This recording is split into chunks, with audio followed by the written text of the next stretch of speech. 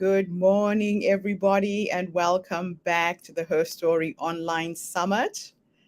This is Gertrude Matcha here in beautiful Melbourne, Australia, and this is day 7 of our 31-day marathon for International Women's Month.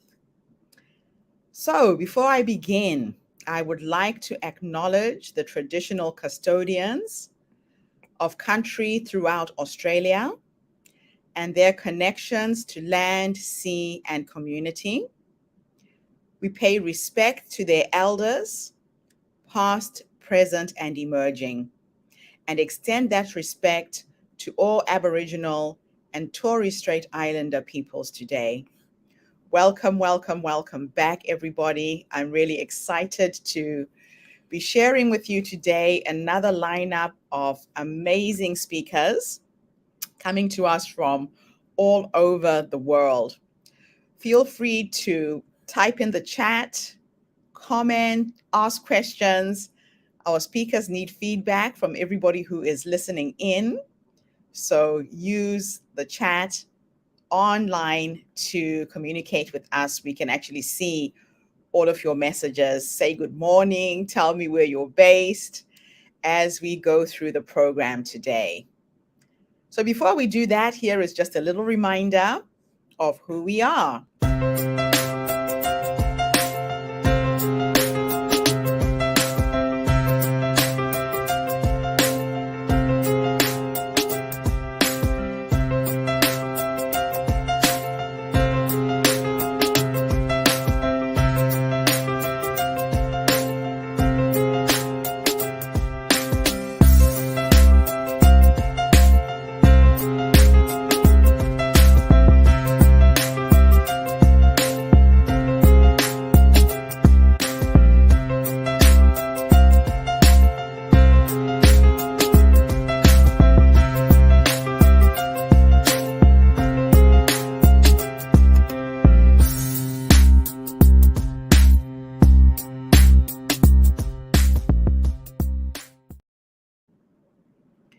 So the Herstory Circle movement is a social impact movement that uplifts, inspires, and energizes women from all over the world. We bring you stories from women based on business and entrepreneurship, health and wellness, family and relationships, creativity, social justice, and spirituality. So if you are a woman who has a story, who has a message you want to share with the world, please reach out to us. We want to hear your voice. We are currently working on empowering women who want to create cooperatives or go into business with mentoring and coaching. And as I am building my company in Australia, I've attracted a lot of angel investors who are looking for more women with potential. So even if it's not for yourself, you might know another woman who has a fascinating business, is needing support. Please feel free to give them my contact details, get them to come online and share their story so we can share and collaborate with all of the things that we are learning as we build as well. So our first speaker for today is coming to us all the way from Germany, an amazing young woman who emailed through her video this morning. I just managed to edit it. I didn't even get her bio, but I will let Elizabeth introduce herself. She's actually coming from Vienna, sorry, not Germany. So Elizabeth, thank you for your video. You are the first speaker for the Herstory movement today.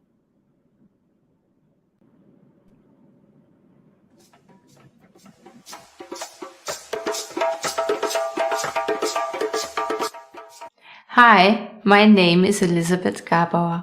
I'm a body and soul therapist. I'm 42 years old, or young, you decide. I live in Austria, near Vienna, a wonderful place to live. I'm the mother of 2 girls and I really love being a mother. I really love it. I'm so blessed that every day I can do the work I love. Today I can say that I have a wonderful life. a life full of joy, a fulfilled, a vibrant life. But just a few years ago, it was totally different to me. And so, this is my story. I grew up in a small village in Austria. Nothing special, everything normal. Maybe I should have been a happy child because I was born into a family of everything is okay. But for me, it never felt okay. My mom was suffering from depression and she drowned her feelings with psychotropic drugs and sometimes accompanied by alcohol. My whole family didn't give any attention to it. It seemed to be normal to take psychotropic drugs. And it was normal to me, but at the inside I always felt that something was wrong. Something was missing. And the drugs helped my mother to be a functional person, to be nice to everyone, and to do the things that needed to be done. She never complained. And she never got angry or loud. She was really good at being silent. And so was I. In my family, women were trained to be nice, to hold back their feelings, to look socially acceptable and to smooth the waters. At the latest, as a school child, I was also perfect in being a good girl. I was a real good girl, too nice to say. But I had no idea how dangerous it was to be nice. It wasn't good for my soul, it wasn't good for my body, and it wasn't good for my mind. If you're only nice at the outside, you have to become dependent at the inside. There are always two sides of the coin, you know? The opposite of nice is cruel, so I get cruel at the inside. At the outside I was the nice girl, helping and supporting everyone. Always friendly and enjoyable. You know, a people pleaser. At the inside, I was crueler to myself. My inner voice spoke roughly and very roughly and hard and without empathy for myself. As a child, I always felt lost. I responded to the stress of my mother. Her stress was my stress. Her depression was my depression. Her suppressed feelings were the feelings of mine. There's no boundary between a child and its mother. Everything is connected, you know. For a child to feel wanted, a mother has to be happy and relaxed. My mother was stressed all the time, and I thought this was about me. As a child, we are all a little bit narcissistic.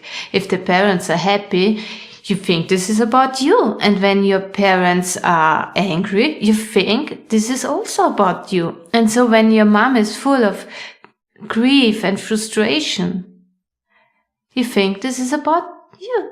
And I thought this was about me.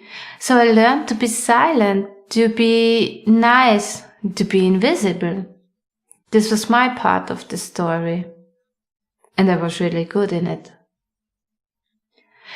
My mother was sick, and nobody wanted to see this, included her. It would have destroyed the image of the perfect family. At the age of 15, my whole body changed in a state of resignation and my mind got depressed. As a teenager, I was confronted with anxiety, mood swings, panic attacks and depression. But I was perfectly trained in holding back my feelings, and so I wore a mask outside. I was totally unable to speak for myself. My voice was shut down fiercely. I was very suicidal because everything was getting worse. After a breakup from my first boyfriend, I attempted suicide. For me, it wasn't the separation from a boyfriend that shook me so deeply. It was simply the fact that he didn't want to talk with me about the breakup. There was no chance to reconnect, to get no answer, no feedback, no reaction, was the outbreak of my trauma, of my childhood trauma, the trigger. The way I wanted to end my life was very similar to how my mother shut down life inside her, psychotropic drugs and alcohol. From that moment on, I began to go to therapy. This inner journey to myself offered me a lot of perspectives. With the support of body therapy, I became aware of my inner pain, my anxiety, my inner terror. In therapy, I recognized that I was always able to feel the no or the yes in my body. But I was also absolutely able to ignore it in many ways. Due to my family history and my depression, I was interested in psychotherapy and body therapy. And I had been practicing yoga and meditation ever since the age of 16. Always fascinated by the connection between body and mind. The suffering of women in my family, especially the suffering of my mother, brought me to the profession of therapy. First of all, osteopathy, because I really love the voice of the body. Even if you can't speak for yourself, your body will do it for you. And for 17 years, I was a birth doula. Working as a birth doula opened up the world of women in sisterhood for me. During a birth, you're very close to the source of life and the power of femininity. My work with women is the work of my heart. I know that everything in life happens to you, happens for you. It is just life's attempt to bring you to your essence. Sometimes life gets hard and narrow, only to give birth to a better version of yourself. And so it was in my life. Life asked me always, who do you want to be? How do you want to live? How do you want to feel? And new choices give me always new possibilities. There's always another side of the coin. If you're able to feel grief, you're able to feel joy. And if you're able to feel frustration, you also have the power to create a fulfilling life for yourself. Unfortunately, my mother was too ill to turn the tide. Due to the alcohol and the psychotropic drugs, her brain was so impaired that she could not longer think clearly. Not quite a year after the birth of my second daughter, she committed suicide. She took a rope and hung herself in the old stable building near my parents' house. To me, this brutal way of ending her life was so synonymous with her cruelty to herself. My mother never said no to anyone, never set the boundary. She was never cruel and angry to the outside world. Now she set the limit at the inside, a big no. As we found her, I put her hand in mine, and from the bottom of my heart, I promised her, and not only her, for me it was the promise for the whole world, that I will do everything to create a world where it is natural for us women to live a life in security, wealth and joyfulness. A life outside of the cage of our limiting beliefs and social restrictions. For me, it was time to roar and to leave all my cages behind. The cage to be nice, the cage to be good, to be socially acceptable to be socially attractive. I turned all my pain into the passion for my truth. And my truth is that we are here to live a vibrant life, a happy life, a life full of love and harmony. And we are able to do this. We are much more than we believe. My mother didn't believe in herself. And I didn't believe in myself. I didn't have any model of love and happiness in my life. But now I know there are an infinite number of versions of me.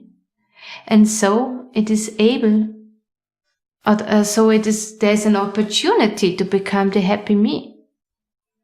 And here it is, the happy me. Only the belief in a happy life and the belief in yourself make it happen. So I turned the coin and I trained myself. I trained myself to believe in me. These days, my passion is to support women to overcome shame, blame, grief, guilt, and to reconnect with their wonderful essence, to live a vibrant, joyful, and pleased life. A life that corresponds to their essence. If you want to overcome limiting beliefs and to create a wonderful life, you need some tools. And here are some helping tools for you if you want. First of all, you need space for yourself. I would say at least 15 minutes a day only for you. Only for you. In these 15 minutes, nobody is more important than you. It's your time. Find a quiet place and just spend time with your feelings and thoughts. No distraction, no phone, no music, no book, only you and life. This is very important, to get aware of your feelings and thoughts, to become aware of your feelings and thoughts. This should be a sacred time, a sacred space, every day, every single day. Yes, and the second step is you need a vision of yourself. You need a vision of your new self, your life, a vision of the person you want to become. Be clear about everything you want to be or you want to have. Maybe this way. I am a wonderful, self-respecting, confident and healthful woman living a joyful life with an empowered man. We are living at the coast side of ... Or you want to become this. I'm a lovely and happy and understanding mom for my 2 children. We have a lot of fun together. Or you want to become more relaxed. Then maybe this way. I'm a very relaxed person. While I am doing my daily work, I feel joy and I feel satisfaction. I live a healthy life. Everything you can imagine is possible for you. Believe me. So was it for me. And the third step, recognize your limiting beliefs. And for that you need time for yourself. Sacred time, a sacred space. Maybe in this sacred space you see, I'm not worth it, I'm not enough, I should have been this or that. Then change. For instance, if you want to become a confident person, then you have to stop putting yourself down with thoughts and feelings. You have to do this. Be yourself, your parent you needed as a child. Be yourself, your best friend. After a bad divorce, I realized that inside I was still fighting a battle against me. I was absolutely fed up with suffering and promised myself that I would be my best, my most loving and kindest partner. This awareness was the beginning of a wonderful love affair with myself. That's how I become the love of my life. And this choice changed everything. Everything. So, fourth step. Be the love of your life.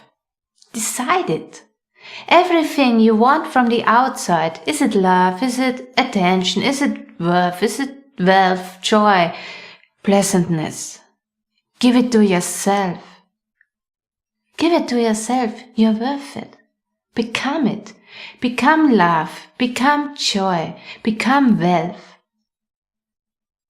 And if nobody takes care of you, you have to take care of yourself. Nothing changes in your life until you change. I know from the bottom of my heart. You can change your life. And you can create a better life for you.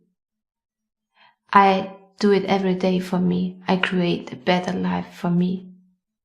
I change the way I think, I act, I feel, and I'm kind to myself. And everything changes. Love every living aspect of yourself. You're worth it. So, if you love life, life will love you back, and it will turn the coin.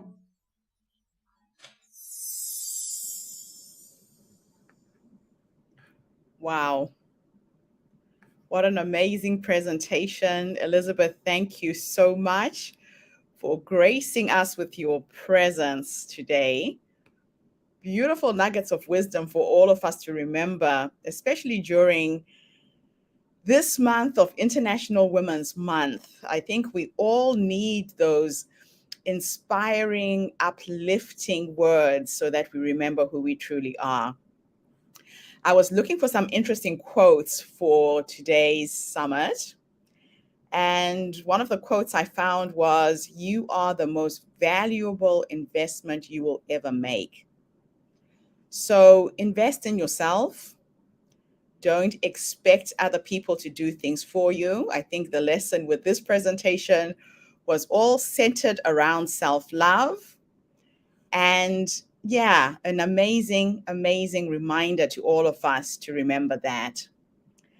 Now, in searching for content for the Herstory movement, I have been trolling the internet looking for other women who think like me, who are like me, who are doing things in the world where they are portraying other women's stories, working with other women, connecting and collaborating with other women.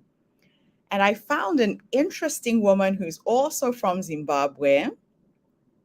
Her name is Ruveneko Parirenyatwa, an amazing woman, and I'm going to be sharing two of her videos with us today.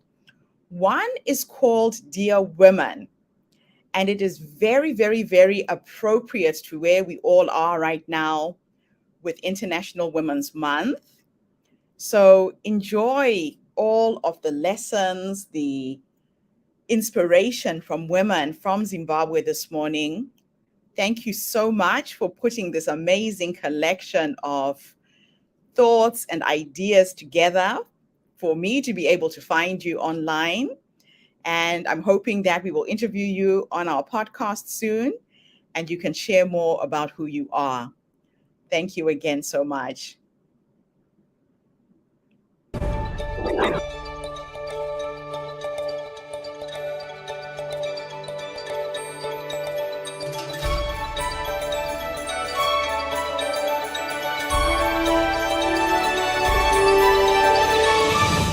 My name is Sandrella. Hi, my name is Emily Nemapade. Hi, I'm Plaxidas Winika. I'm Denise Pine. My name is Titi Mutendi. My name is Lorraine. My name is Nangi Saim Fududu. My name is Ngobile Munzara. Dear women, this is a tribute from me and from all the women in this video to all women and all men all over the world. The idea of it came during Women's Month, where South Africa makes women's mouths so loud it's so hard to ignore them. We celebrate ours together with the UN and other parts of the world in March. But when South Africa had theirs in August, I thought, as a build-up to my birthday month, which is in September, why not get women who are in my immediate network, women who have a message, who have a story, who have a journey, to say something about where they're at and what their feelings are as women and what they've achieved, what they've gone through. And that is how this video came about. So I know some of the men might not want to watch because they're thinking, oh, here they go again. Those women never stop. They beat this gender equality thing with a large stick. I know what you're thinking, and I know how this goes. So I really hope that you take the time out to watch this all the way to the very end. Feel the different emotions from the women. Hear the different bits of advice from the women. And I hope that we can all come together, men and women alike, and address some of these issues in a more deeper and deliberate way. Because the truth is, we have a long way to go before we reach any kind of equality, let alone gender equity. I've noticed that women all over the world are not treated equally to men, and that women somehow deserve less. Like, for example, in certain jobs, it's just impossible for a woman to qualify to get that job. Or even if they do get that job, the amount they get paid will be nowhere near the same amount as men get paid for doing the exact same job. And I don't find that fair at all. I think women are just as capable as men are at doing the same jobs, and that they could do a great job as well. And an example is here in Africa. I'm sure you can count the number of female leaders or presidents that we have with one hand. A woman is a symbol of grace, power, and strength. As I think about women all over the world, I think about the word pressure. From cultural pressures to societal pressures to religious pressures to economic pressures to biological clock pressures. A woman is literally born into pressure. She has no choice but to be strong and fearless. It is the 21st century and women are still policed on what they wear to work. HR handbooks are riddled with dress codes that define the appropriate length of our dresses and our skirts, how much arm to expose, yet nothing on how tight a man's shirt or suit should be. And don't get me wrong, I get it. There's a place for rules and regulations in any system. They just seem to lean a little disproportionately toward the woman. It's all right for you to start your family later on in life. And it's 100% completely okay if you don't want any of these things at all. Don't let society fit you into some box. Societal norms, trends, and expectations should not define who you are as a woman. Feel free and bold enough to walk on your own path at your own pace. Because who knows what beautiful and brilliant things you might find on that uncharted path. As we remember how far we've come as the women's rights movement, let's remember how far we still have to go. Female genital mutilation is still happening today. Child marriages are rampant. 1 in 3 women are sexually abused. Let's try and remember all these people and those that are being arrested simply for standing up and being female. There's so many issues that plague our societies, especially on the African continent. How can we still be talking about things like female genital mutilation in 2020? Like, are we even serious? Teenage pregnancies, where young girls, for whatever reasons, are now forced to become mothers at a very young age. Child marriage? Really? I mean, are you okay with depriving a young girl of being a little girl, a child, of being an adolescent, then becoming a young adult, of getting her MBA, then deciding when she wants to get married? How can we take that away from women and then expect them to still be sane when you expect them now to raise a household? Our mental health is not going to be okay at this rate, because there's so many things that we go through, so many things that women have to go through and stomach and handle, that it's not okay for men to then say women ask for too much, women demand too much. How about women have been through too much? And at some point we need to address these issues without getting annoyed or rolling eyes and saying women have enough. Look at you, Ravenik, you've got what you know, you've got a career. Look at the next person, she sits as a CEO. Look at the next person, she's in politics. It's not about that. It's about all the things that are underlying and all the other women and girls who don't have the privilege and the position that some of us do have.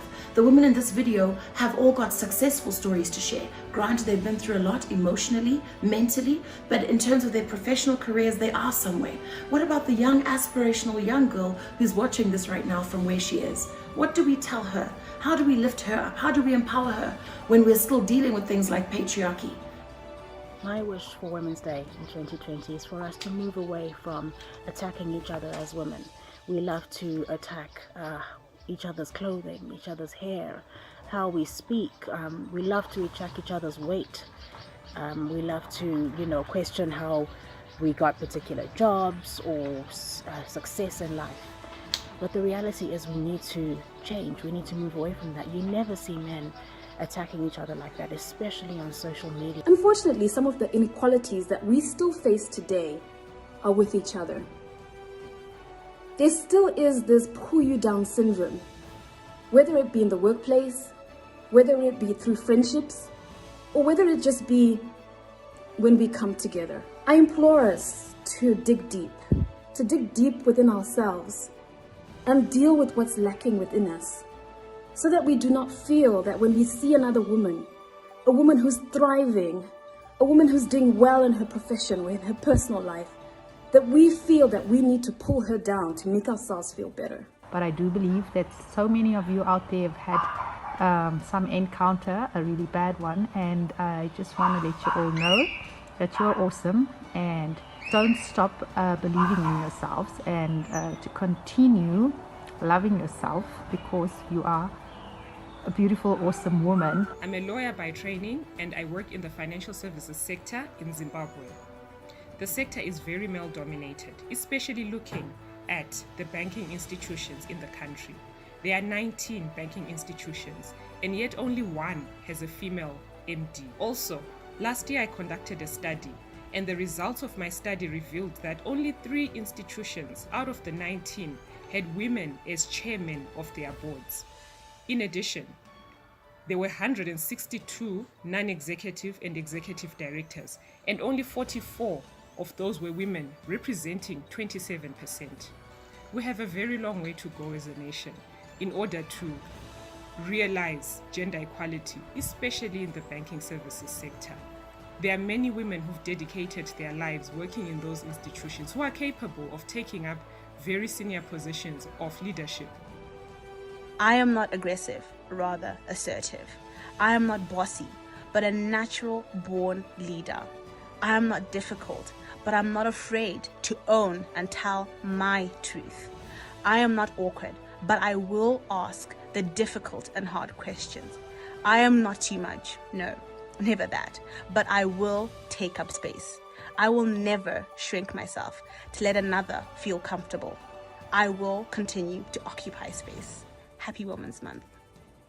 Ekuhle manina ase-Afrika, siyaziqhenya ngani, siyabonga ngenkalakatha yomsebenzi eliwenzayo, umsebenzi owenza ukuthi amandla abe ngawethu sonke.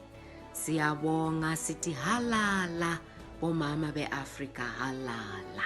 I know the usual convention is being a woman is hard, but I'd like to say, I think as women, we are becoming people who shatter that kind of statement. Women everywhere are standing up for their rights and making lives better for the future generation.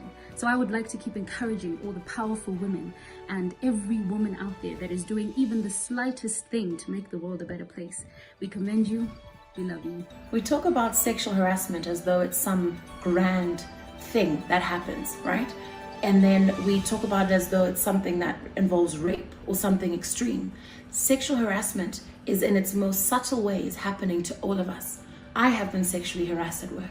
Did I report it? No. You've been sexually harassed at work. Did you report it? No. This is something that women also face and that we have to fight all the time, because there's a fine line between saying, if my boss has complimented how I look today, is that sexual harassment? If he comments that I've gained a bit of weight down south, is that sexual harassment? The answer is yes, it is. But the truth is most of us don't want to go through the admin of having to report it and challenge your boss. The question is, when do we say it's too extreme and when it's not? So you see, men don't understand that when we're in the workplace and you demean a woman or you talk about her sexually and talk about her body and her physicality, you must understand that you're crossing lines, that there are corporate lines and barriers and boundaries that we should all be confined by and respect each other so that women don't have to fight this battle every day. It's exhausting. It's nice to be complimented. Trust me, we love it. We look good for ourselves. We look good to look good. It's always good. But we need to be sure and we need to be clear that there are lines and that men should not cross those barriers. Then we talk about the home. Anditi, gender-based violence at home. This goes both ways. Men are also getting abused by their women.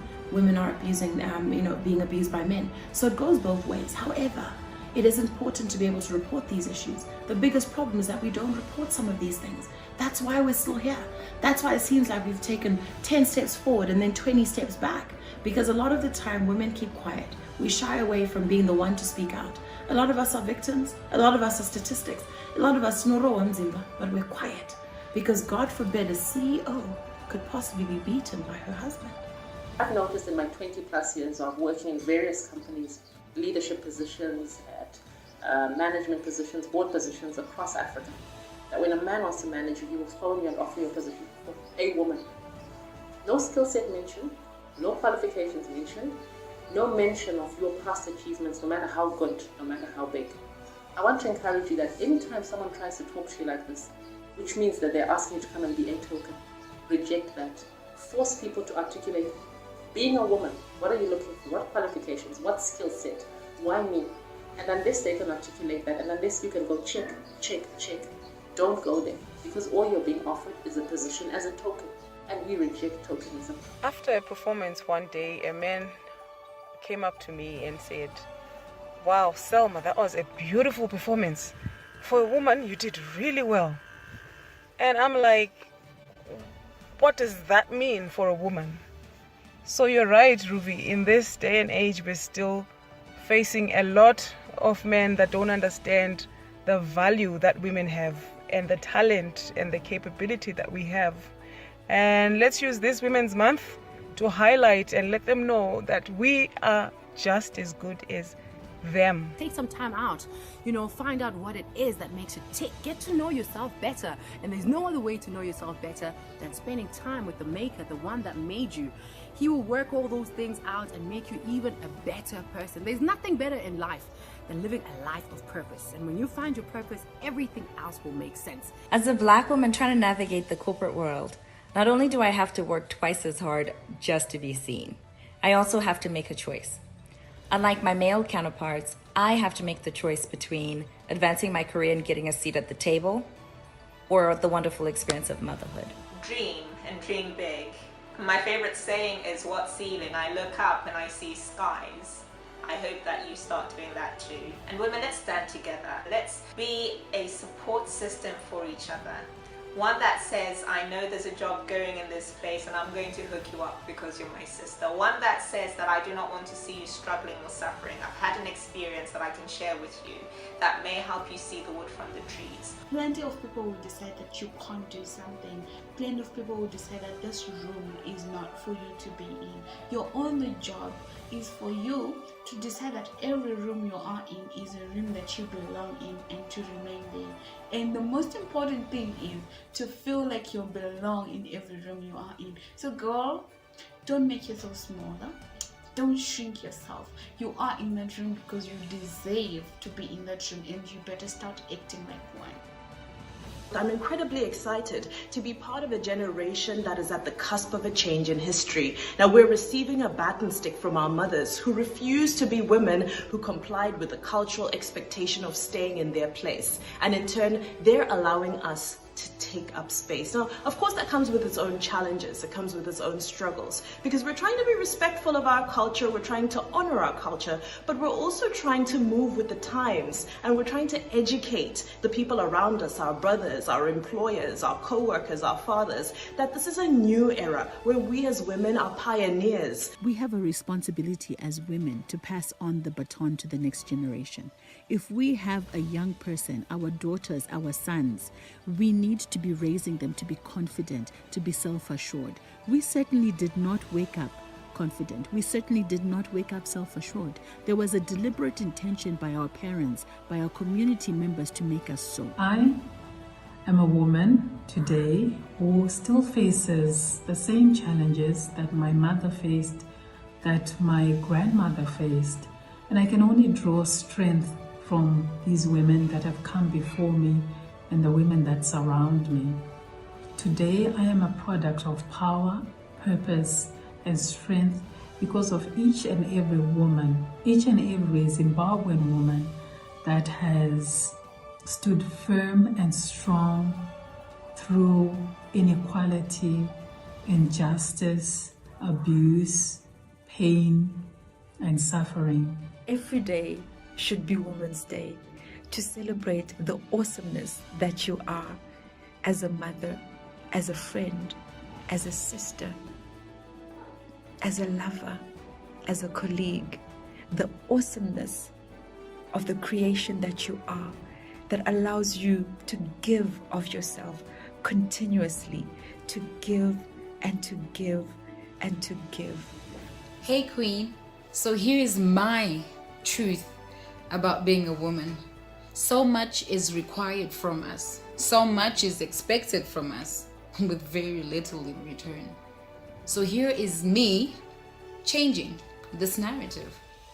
I will no longer seek validation from people that don't matter. I will no longer seek validation from people that don't know my story. I will no longer seek validation from people that won't be there in the end. Instead, I will seek validation in the one that created me. The world didn't give it. The world can't take it. Don't give them that joy. Go on to the next success, shaping your journey as you go. Remember to be kind to those you meet and to cultivate positive relationships, because we are standing on the shoulders of those that came before us. You are the master of your fate. You are the captain of your soul. The journey has just begun, and it's going to be amazing. Our generation needs to keep speaking up. We need to love ourselves and appreciate ourselves and celebrate our strengths, and lift each other up. I just want to say to all the women out there, you are amazing, you're strong, and I salute you. And as we're fighting the greatest pandemic of the 21st century, COVID-19, I want us to realize that we need to be there for each other. Gender-based violence has increased in our private spaces, and the only way that we can survive this is if we're there for each other. Let's not keep it a secret. Let's not pretend that it's okay. It's not okay. We need to talk about it. We need to support each other. We need to be there for each other. And we need systems that support women, because if we're going to survive, we need to make sure we protect women. And then patriarchy, a word that we've thrown around and heard talked about in history. But you know that it's still so relevant. It's still so relevant in modern society. It's relevant in well-to-do households. It's relevant everywhere. It's not just something that happens kumamisha or in places where people are underprivileged. It happens even in my own home, where for the first time this year, I felt patriarchy. I cried because I couldn't believe that the men around me are patriarchal. It broke my heart with pure disappointment that is in them. But then I realized that it's not their fault, that this is something that is inbuilt and indoctrinated in all men as we pass down. So here we are talking about inheritance. As a young Zimbabwean woman with the name that I carry, I actually have no title or entitlement to any land that my family lineage owns because I'm a girl. The assumption is that I'm going to go off and get married, right? That why should I take bits of the family with me to another man's family? Now, when I'm in that man's family, again, I don't have any entitlement because that man might have a son who my son will have more entitlement than I do. So there's so many issues that you don't realize women are facing. So many battles that we have to fight before we even stepped into the door, before we even said I do. We've already got nothing to our names. So we have to fight extra hard. We have to defend ourselves. We have to prove ourselves. We start on a back foot, whereas men, I believe, are quite entitled. They step into these situations, they inherit, and they're given positions because one is Zita, because Varume. And we have so much we have to battle through. So you must understand that when a woman is complaining about her pain, when she's complaining about an unequal gender an unequal gender pay gap. When we're talking about these things, it's not because we're just trying to be difficult. It's because everything is already difficult for us. We just want some things that are based on merit, based on being a human being. Surely I deserve to inherit something. That based on being a human being who's also gone to the same university, sat the same exams, that I also deserve to be given a title that you might hold. Anditi, that because I'm a tennis player and I am a woman, why should my pay be different when we're putting in the same hours to become champions? So these are things that we must never ignore, Anditi. And for men who are raising young girls, hear them out. Don't make them think that they're wrong to question these things. And I hope that the women also raise men. Raise boys, women, okay? Dear women, raise boys that you would want to marry. Raise boys that are not going to give another woman's daughter a headache. Raise boys that when they are in a corporate workplace one day, that they're not being sexually abusive to any women, that they're being polite, that they're being respectable, that they are raising also another generation after them that will be like you and me as women who want the best for the girls of today and the girls of tomorrow. That's our responsibility, not just for ourselves, but for the young people that are in our hands right now that are going to become men and women in tomorrow's world. Here is to the woman that stands for what she believes in, no matter what society says. Here's to the woman that has been beat down by society for how she dresses, how she talks, and how she walks. Listen, girl, it's all about you and do you. I would like to look at my own personal experiences as a woman. I think the journey of being a woman is never an easy one. When you are born, you think everything is equal, but as you grow, you slowly realize that the men or the boys in our lives always get preference and always have an upper hand in our societies, especially in the African context, where we're still dealing with patriarchy in its many variations. However, I find that women are also have spaces where they are revered and have spaces where they're given opportunities, where their strength is appreciated and where their contribution is second to none. And as a creative business leader, I'm excited today to commend all the young men within our space who are doing their part to create a more gender-friendly and equal environment. And so to those who still want to know how they can take part and they can play their part, we say, just help one woman move from having a caretaker role to becoming a force to be reckoned. On International Women's Day, I'm reminded that until, as a global community, we unlock the creative brain power and talent of half the world's population, we'll only continue to advance at half our ability. Unlocking means allowing women to advance in positions of power without having derogatory claims thrown on them simply because they're women. This year, I am so honored to be female, to be called a woman because of how much we have evolved over the years, how much growth there is, whether it's on social media or in person. We are rising up. We're changing the narrative of what was the definition before of what a woman is and what a woman is today. And we are women that are we change lives, we touch lives, we are sitting on boards in companies, we are owning businesses, we're supporting each other. I am so honored. I see the growth, I see the sisters, I see the love, and I just want to encourage us to continue using our voices to support one another. Women are so strong, they're powerful, they're happy, they're wonderful, they're amazing. And today on Women's Day, I just want to celebrate you for the queen that you are, for the smile that you bring, for the atmosphere that you change when you walk into the room. You are strong, you are amazing, you are a conqueror, you motivate others to do better, you change people's lives. You are a woman, you are a true, strong African woman. Be ruthlessly honest with yourself. Decide what you actually want in life, not what society tells you want, what other people tell you want, what you think you want. Sit down, be honest with yourself, ask yourself why you want those things, and if you really want them, then be ruthless and go for it. Be strong. Decide what you want with your life, what kind of a person you want to be, what kind of a mom you want to be, what kind of a friend do you want to be, what kind of a partner do you want to be. All of these things decide. And when you do decide, don't let anybody ever tell you you don't deserve any of it.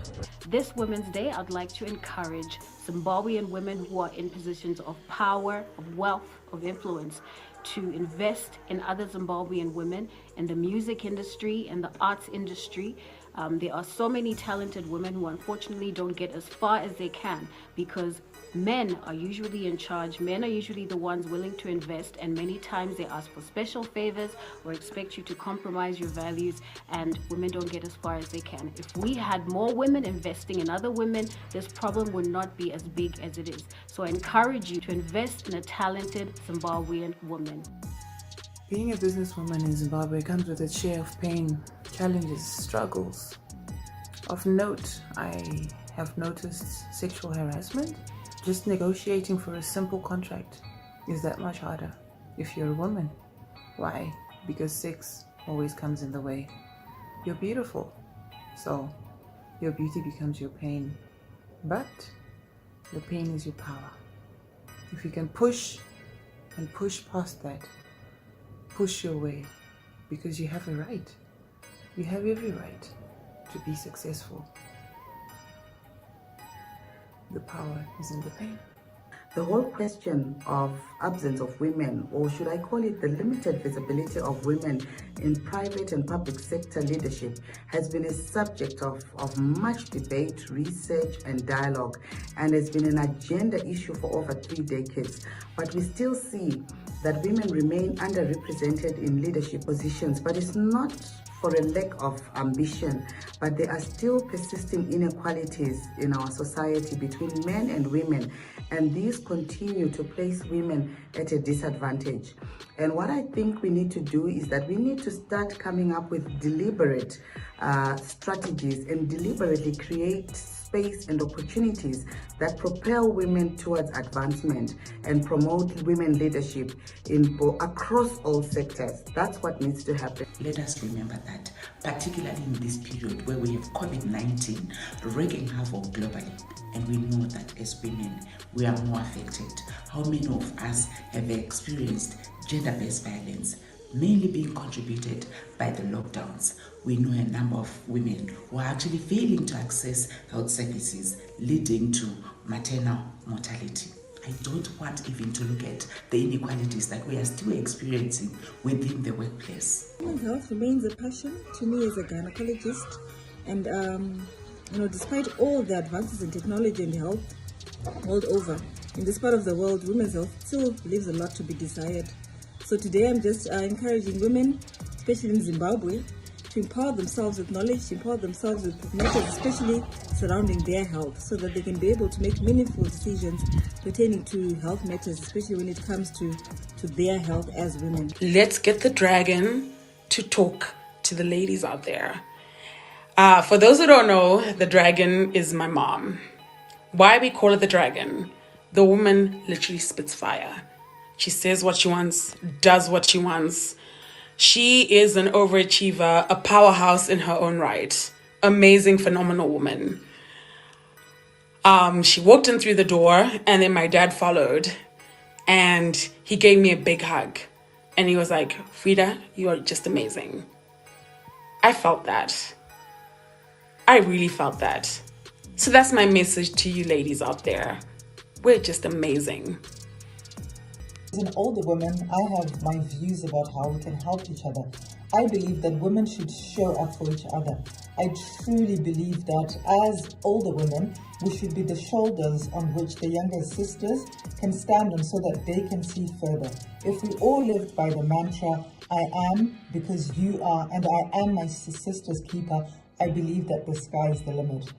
I had a meeting with my mentor before starting a new job, and she said that one of the things that I could initially do was befriend a lady at work. So as I got to the staff room on my first day, I zeroed in on this really beautiful lady who was so active and seemed to know what she was doing, and I told myself that this was going to be my friend. So imagine the disappointment when, since our first interaction, all I got was shade. I would make suggestions at work. She would find ways to crush every suggestion. I would even ask her a question or ask for help, and she would respond in the rudest way possible and pulled me down every chance she got. And it really hurt my feelings, because when I saw her, I saw an older sister. I saw someone whose back I would have, and vice versa. But that wasn't the case. And I realized that sometimes as women, we are each other's enemies. Woman. There is so much power that comes with that word. But so little power is given in the patriarchal societies that we have grown up in, especially in Zimbabwe. We're supposed to be intelligent and bold and loud, but not too much of that, because then you're just going to intimidate a man. I'm tired of being accommodating, and every other woman is tired as well. And it's your duty, as a man, as a woman, to create a better Zimbabwe for the future generations that is enframed in equality. I just want to remind women that despite the struggles that we go through and that we face, the daily struggles and the challenges that we face in a patriarchal society, we have been for centuries and centuries been leading from the front, whether it was the women of the suffragettes movement, whether it was the women down south, Sophie de Bruyn, who led the Women's March in Pretoria in 1959. We have been at the forefront and we've always been leading the way. Being a young woman myself, who has grown up here in the UK and spent the other half in Zimbabwe, I've come to realize this to be true. Coming from an African background already, which requires women to work so hard from a young age, to coming to a first world country that actually supports women who work so much and helps them rise, I've come to realize this to be true. Women have got so much talent. We have so much talent. Give a woman anything to do, whether at home, at work, anywhere. Trust her with it. Empower her. You'll see she will do it better because of the life skills and experiences that we're already built with. The other day, my daughter was in her room and my initial thought was, she's up to no good.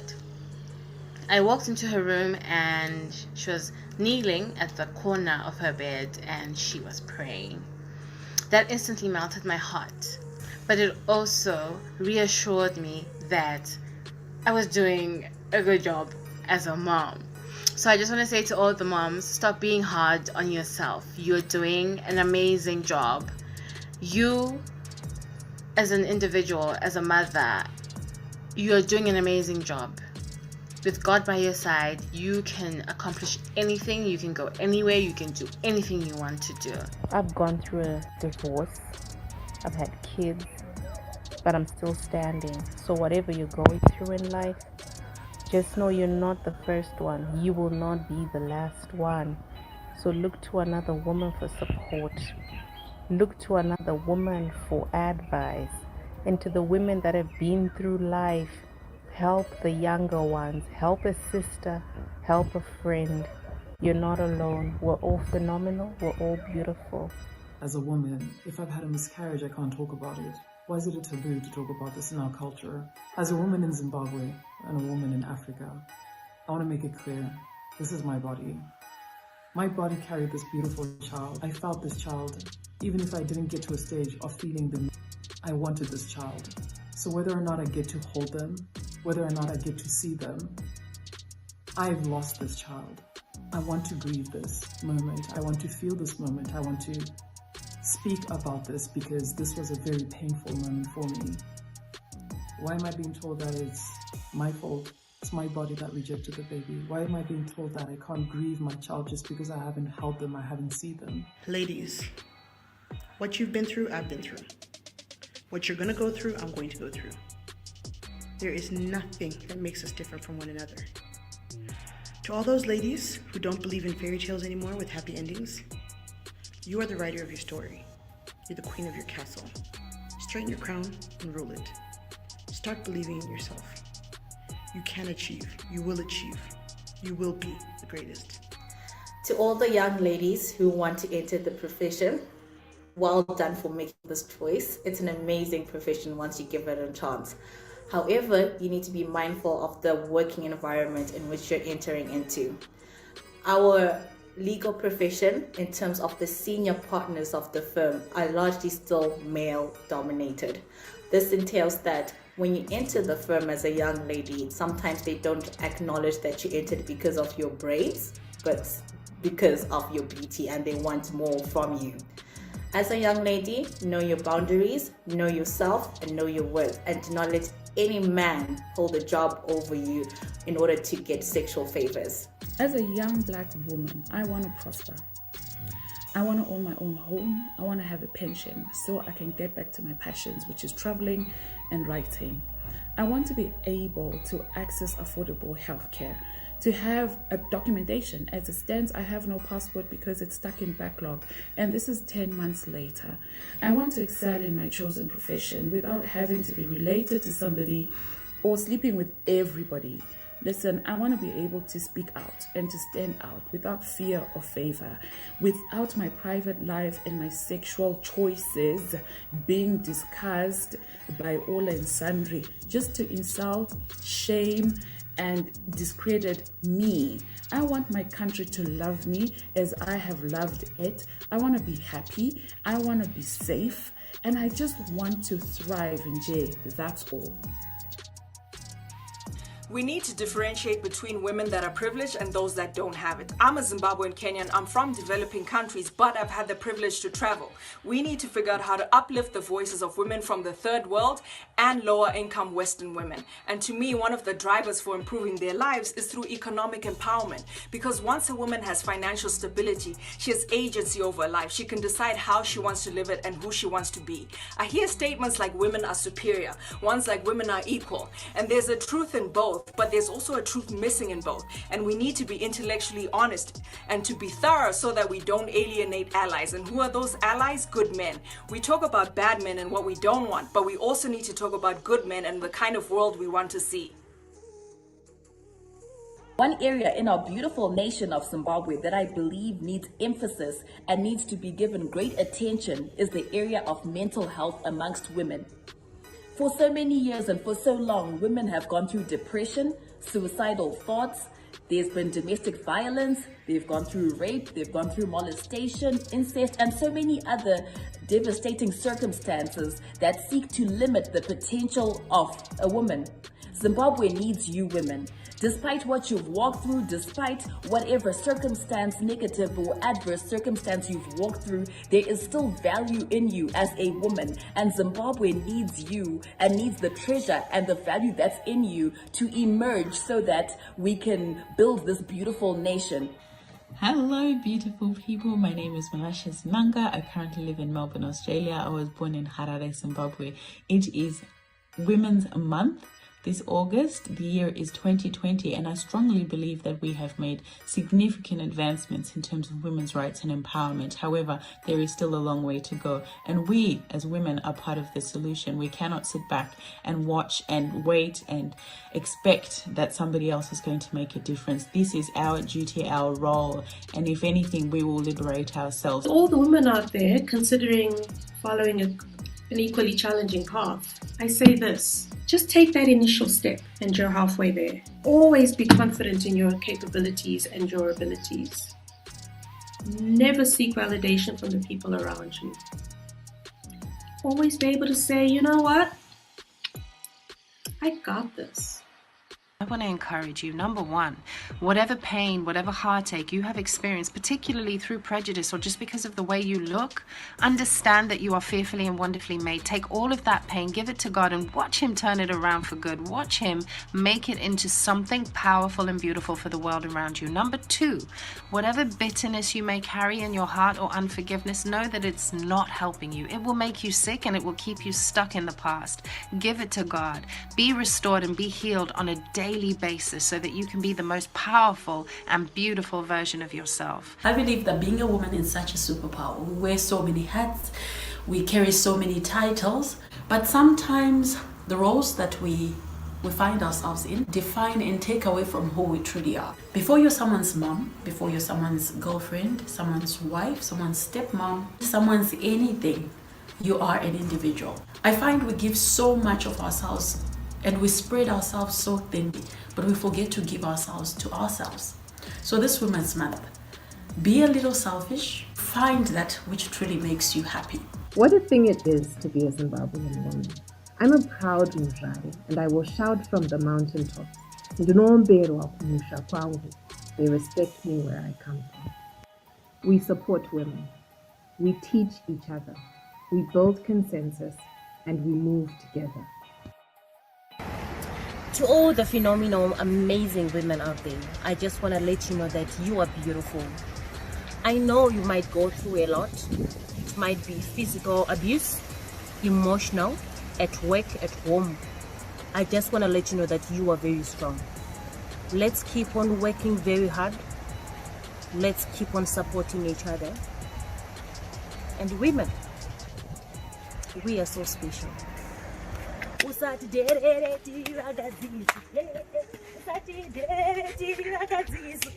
I love you guys. Happy Women's Month to you. Women's Day is not only about the celebration of our womanity. Women's Day is about remembrance. It is about honoring the women who rose up to the challenge of their day and said, not now, not anymore, not under our watch. It is also a day in which we should challenge ourselves to ask, how are we rising to the challenge of our days? You are fierce, you are powerful, you are resilient. No matter what language you speak, how you dress, or what work you choose to do. In a world where women are constantly being put down and told that they're not worthy and told that they're not enough, we must respect each other and lift each other up. That's the truth. Because our salvation will only come, if we stand together and support one another. Never let your past hold you back. Never. I have more awards, promotions, successes, blessings upon blessings to be grateful for. And I choose to focus on that. Choose to learn from each battle that you face. Just to grow from it. Choose to resolve, to strengthen yourself, to, slay bigger giants and slay bigger problems. Love deeply, ladies, and accept to be loved deeply by others. Forgive completely, and dare to dream big dreams and resolve to pursue them. I think it's incredibly important for us as women to believe in ourselves and to believe in our capabilities. Now, unconventional women are always seen as maybe too loud or too aggressive or too goal-oriented. Now, if we were men, we would be referred to as passionate and driven and focused. And I want to celebrate those women who don't let those less flattering descriptions of them determine their focus in their lives. I say this to women that are goal-oriented in their careers. I say this to women who are goal-oriented in terms of their families. I say this to women who are goal-oriented in terms of their children. Whatever it is that defines you, that drives you, that gets you up in the morning, I say go for it. Don't let the confines of what is normal determine to you what it is you must do with your life. I'm standing in front of a Rembrandt picture. It depicts the prodigal son, and Henry Newen talks about the qualities that we see of the father to the son. Have a look at these hands. You see the quality of the fatherly hand here, but look at more closely. It's soft, it's tender, it's compassionate, showing us the very heart of God, celebrating us as ladies, as women. We've been made in God's image. So the question for us is not how am I to love God, but how am I to let myself be loved by God? That's the question that we get from this. Ladies, celebrate being who we are. The church is a space where we all go and draw closer to God and to realize that there is something bigger than ourselves. And yet we find men of cloth in those churches abuse women. And this has caused many to lose their faith. Dear women, let's break the stereotypes. The stereotypes that tell us as women that we're each other's worst enemies. The stereotypes that say we pull each other down. I'm quite exhausted about that. That's why I put this video together, and I'll tell you something. I learned some very key lessons in putting this video together. The women who I thought would jump to my support did not. The women who I least expect to say, sure, Ruby, did. It just tells you that as women, we're not very easy with each other. We're not very easy as a gender. Do you know what I mean? There were so many different reasons why people couldn't do this video. It ranged from, oh, it's a no makeup day. Can I do it tomorrow? Tomorrow came, the video never came. It ranged from, oh, that's a bit political, Ruby. I don't know. Because some of us, we're branded as controversial and political. So they thought, no, let's not associate. And I completely respect that. But you know, sometimes, and one day, as women, we need to reach a place where it's not about your own feelings. It's about the greater good. This video is about the greater good. It's to make no one person shine. It's to make all the issues and the narratives shine.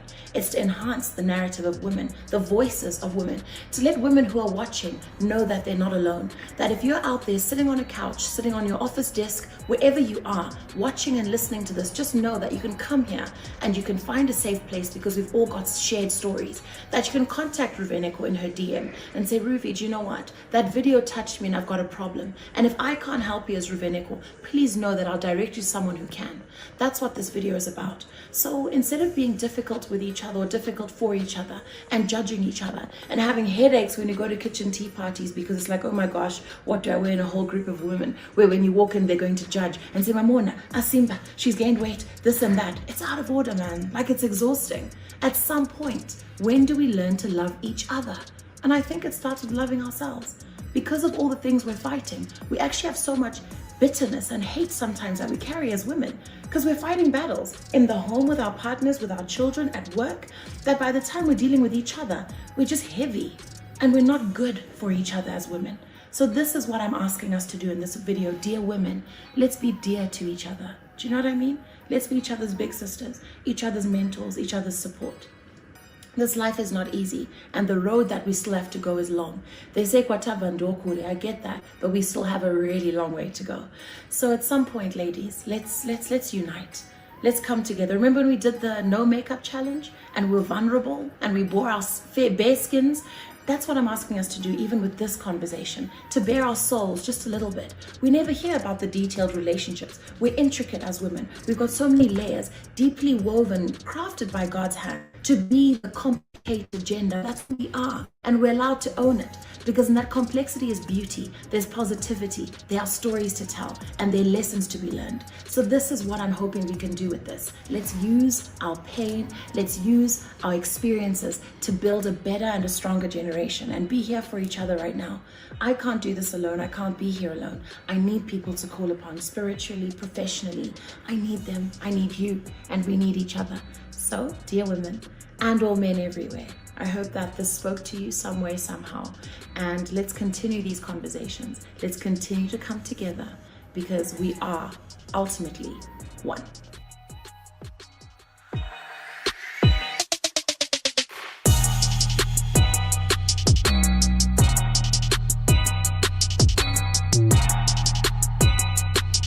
Wow.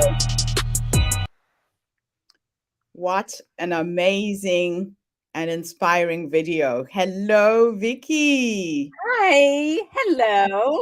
Hello, everybody out there and those amazing stories. Thank you for having me. That was an uplifting series of presentations from women from Zimbabwe, inspiring each other. Last year, this video was recorded, and it just uplifted me today when I was looking for inspiration and I came across it. So Ruth, thank you for sharing that with me.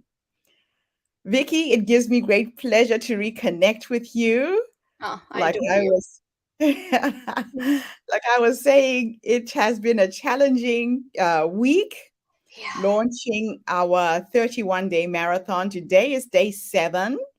So we've been online every single day with 10 amazing stories daily. Thank you to all of the women who have contributed their stories so far. It is just inspiring to be able to share you with our community. So our chairperson for the day is Vicky Zarkin. Vicky, I am always energized when I'm in your presence. You just have to send me an email, a text message, and instantly my day changes. Like I was saying to you, I was feeling very, very heavy this morning. So many things have gone wrong, so many technical issues. yesterday. And then I get your email this morning and it's like, oh, there she is. I wouldn't forget you. You know, I have to say, there's no one more inspiring than you, Gertrude. I mean, you are like a powerhouse. I mean, everything that these women have been saying is you. Oh, You thank are, you. you are an amazing person that helps other women and lifts us all up. And without you, we would not have this platform that you created in that beautiful brain of yours, which is like amazing to me. I just Thank you. had to say that because we don't forget to talk about you, and you're just so amazing, accomplished, well spoken, and you can represent me any day. I'm just saying. I love it. I love it. So let me introduce you, Vicky, and I take that all in. Thank you. It fills my soul. Good. It makes me just want to wake up tomorrow and just keep going. Because you're So thank you. amazing, as you should. Good for you. I love that. So who is Vicky B. Zarkin? She is an author, a motivational speaker, a coach on a national level with over 10 years experience. She inspires women to change the way we have been programmed to think and emphasizes the importance of starting with young women on how to believe in themselves, challenge the status quo, and find their voice and listen to their heart. I think this is what really embodies the Herstory movement. We're asking women to find their voices and to trust themselves, to go inwards and find the greatness in them. So Miss Vicky earned a BS in communications and broadcast journalism from Ithaca College in 1987. And she moved back to Pennsylvania and managed the corporate video production division for cable AdNet and met her husband, Jerry Zarkin. They married in 1992 and began their life together. Soon, Vicky began to work with Jerry at the dental practice. She ran the front office so he could concentrate on the back. They worked together for almost 18 years before Vicky got ill.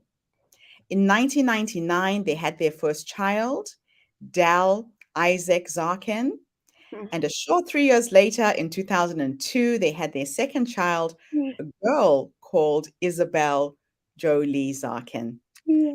Children, the dental practice, and the family keep them very busy until Vicky was diagnosed with cancer officially on January 5, 2011. Then their whole world turned upside down.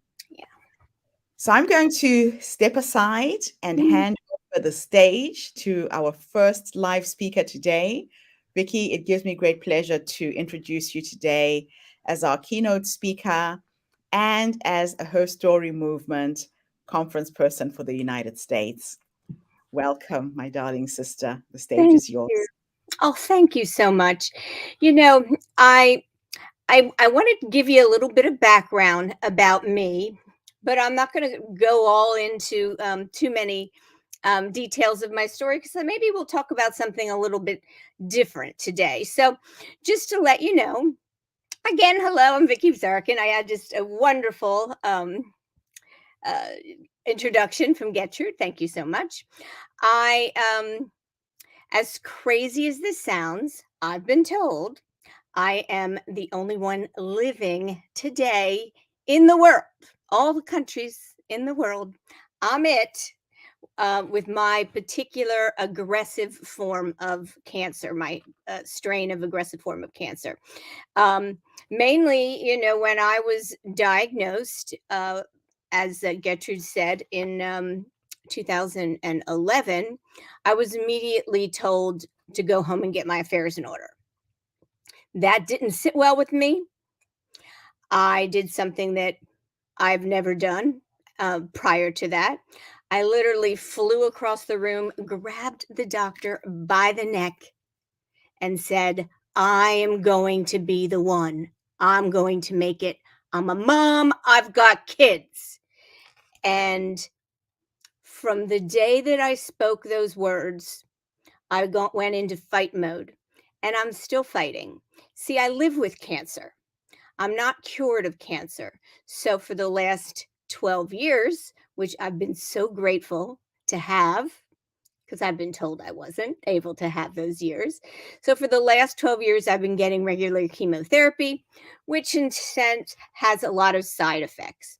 So I'm always in pain. I'm getting new problems as the medication starts to build into my system. So, it's kind of like I'm always running up a hill. I get there, I go to sleep, and I get up in the morning and I start all over again. But this is the thing, everybody. When we're talking about women, and it's Women's Month, and women, and how tough we are, and so on and so forth. And the thing is, it's not really about toughness, it's about heart. Because I set my mind, regardless of what those men said, that I was going to make it. I wasn't going to die that day. I was raising my children. And that's kind of what I want to tell everybody today, that, look, everybody gets sick and we deal with it in different ways. I'm not saying that I'm unique. I'm just saying that with the time that I have, regardless of whether it's 5 minutes or the 12 years that I've been blessed with, I will fight every day to help other women, because what I've been through and what I learned, because I had to be my own advocate. Think about it. When you're the only one on the planet with the particular strain, nobody knows if I'm going to zig or zag. The doctors don't know. They think they know. They tell me they know. But I tell them what's going on in my body. I tell them what are we going to do? And if they don't know what we're going to do about a symptom that I'm having, I research it. I check it out. I figure it out for myself, because ladies, we have ourselves to rely on. We are our best friends. We are our best confidants. We can rely on ourselves better than anyone. And that's what I've done. I've relied on myself, my instincts. And in fact, not only am I teaching a course so that people can, people that are going through cancer can hopefully learn the tricks that I taught myself, so that when you go into treatment, you can just think positive thoughts. Women are dying every day because mainly the stress factors of all of this. I mean, the bankruptcy, the outside noise, finding the right doctors. And also, women are dying because men, insurance companies, and healthcare companies are slowly taking away all of our medical care. Little by little, they're chipping it away ever so casually. So I have developed a foundation called lungeforhealthcare.org. That's the website, lungeforhealthcare.org. Get it? The lunge, a little play on words. Anyway, that foundation is set up solely to change the face of women's healthcare. And I can use all the help that I can get. Anybody, I mean, I've got a board of directors, but we're planning to go to Congress. We're going to fight for our rights there. We have to do grant writing. So there's a lot of things that have to be done. But I'm telling you, we are going to do it simply and strategically, and it's going to get done. I plan on taking it global. I see lunch for healthcare on sides of buses. And let me tell you something else. I heard a lot about women saying that we all have to stick together. There is no doubt, because we are our best hope. And, there's, how can I explain it? I think that women get a bad rap. I think that's what I'm trying to say. That we're always sniping at one another, that we don't work well with each other. Men, they can always just slough it off and this and that. Well, you know what? It's because men have it so much easier, and their path is so much clearer and cleaner. But you know what? We are tougher. We have babies in the streets, babies in fields. I'm in pain, let me tell you, every day. I don't complain. It doesn't How is that going to change my life, except maybe make my day less productive? And as women, we are productive. And that's an important thing to understand, that we want to take every day and make it count. And I'm not saying that day has to be like, you cured cancer that day. I mean, that would be nice. But make your day count for you, how it works for you. Whether it be don't sweat the small stuff, or spend the day with your kids, have hooky, be your own advocate, listen to your body when it comes to your health care. Spend time with the ones that you love. Keep your goals, set those goals, whatever they are in life, business, social, children, family. When we make a goal, we set out about step by step conquering that goal. And that is how we will inch our way as women up to the top of that mountain. One project, one step, one smile, and one at a time. Linked arm in arm. My grandmother used to have a little saying. She used to say, grab a wing, chick, when we were walking down the street, and we would have each other, arm in arm, and I'd grab that wing. So I'm encouraging everybody, grab a wing and walk side by side down the street, and let's get it done. We don't need anything else. We don't need to wait around. We have it within us. Look, if I can do what, gosh knows how I even did it, anybody can do it. And with God on our side, looking out for us. And I was very encouraged by what I heard people say, give it to God. And I do. When I have a problem or something like that, give it to God, listen, and then move forward in a positive manner. I don't want to talk too long today because I want to give everybody else another opportunity, but I hope that you understand my message, because there was a lot in there. I know I talked about Lunge for Healthcare and changing the face of women's healthcare, and I have so many ideas. Anybody that wants to help with that can check that site out and reach out to me. I am the one.Viki, Viki, at gmail.com is my email address. And also, I talked about just taking each day as it comes, thinking positive thoughts, moving forward one step at a time. Let's get up that mountain, ladies. We can do it. Okay? So hopefully you will do just that. Thank you very much. Viki, thank you so much for that energized presentation, the encouragement to all the women out there. I'm sharing the link to your website as well at the bottom of the screen. So if anybody wants to get hold of Viki, I Am the One is her website. Please reach out to her. We have a comment coming in from Facebook. Sibongile, thank you so much. She said, yes, we can. Yeah.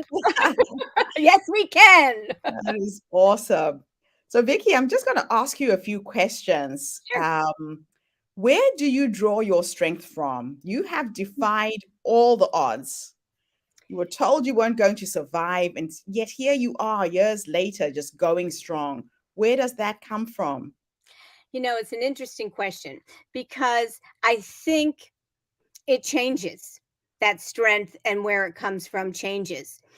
Initially, when I was told to go home and get my affairs in order, my first thing, of course, besides choking the doctor, was to say, there is nobody, absolutely nobody, that is going to raise my children but me. They were very young at the time, and I knew that they needed me. So that was my initial strong, just that was my inspiration right from the get-go. Those children. I birthed those kids. They came into the world because I brought them into the world and I wanted to teach them right from wrong. I wanted kind, loving individuals being brought into this world. We don't need any more hate. So I was determined to raise those kids. That was my first, I can say, inspiration. I have a lot of support of my family. And I would say, secondly, I had a plan. So when my youngest started college, which was this past fall, I had made a promise to God that if I would be able to raise my children, that I would help women. And that's what I set about doing. While my daughter was still a senior in high school, I started writing my book, I Am the One, to set myself up so that I could help as many women as I could. I felt like the book and some of these other things that I've mentioned to you are, well, it was dedicated to my children, but ultimately they are stepping stones so that I can have a louder voice to help more women. And that ultimately is my inspiration. I will not let other women die without having that opportunity to tuck their children into bed at night as I had that opportunity. And I'm going to make that happen. And I sure do need some help. But if I don't get any help, I will do it myself because that is my inspiration. Those women that are coming after me, I am going to help them. Wow. Now, the reason why I disappeared from screen, just so you know what I'm doing, is all of the questions I'm asking you, I want to repurpose the videos into short videos that we can share on TikTok. There's a lot of women who get these diagnoses of cancer and they go straight into fear. Yes. So my next question for you is, when you were told that you have cancer, why didn't you go into fear? What was it? And when you answer back, just reiterate my question. When I was diagnosed with cancer, I didn't go into fear because that's going to be important for people to know the question that I've asked. Okay. When I was first diagnosed with cancer, I didn't go into an immediate sense of fear. And I know that that sounds strange because you know what? Anybody out there that's listening that does go directly or did go directly into a sense of fear, that is normal. I don't want you to think that you have to be me. We are all unique and different women. But why I didn't go into fear, let me tell you. I went into that operatory to meet that oncologist with the understanding that, hey, this is breast cancer. This is curable. I'm going to be okay. But he told me, go home and die. You're not worth saving. In a sense, that's what he said. And the thing is, I am worth saving. And that was the first thing that came into my mind. And because of that, I immediately went into fight. I knew I was in a pickle. I didn't understand a lot about cancer at the time. And I didn't understand when I went into that operatory what was going to be said. And because of that, I flipped a switch. I immediately went into what I call a tunnel vision and into fight mode. And let me tell you, when you are fighting for your life and for your children and your family, if you waste time wallowing or why me or I'm sorry for myself, you are wasting precious time to make things better for yourself. There's no time for that. There's no time. Wallowing and feeling sorry for yourself doesn't get you healed. I wanted to be healed. Wow. Our connection dropped there for a minute, so I'm going to ask you another question. Mm-hmm. If there is a woman who has just got a diagnosis today, can you give her a simple 3-step process so she can remain positive and clear that her healing is coming?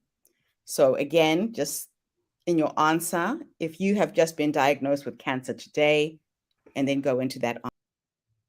If I was just being diagnosed, or if somebody's just being diagnosed with cancer today, I've been asked to give you like a 3 steps that you might want to do right away. Now, I'm not here to like plug books and, all that kind of stuff.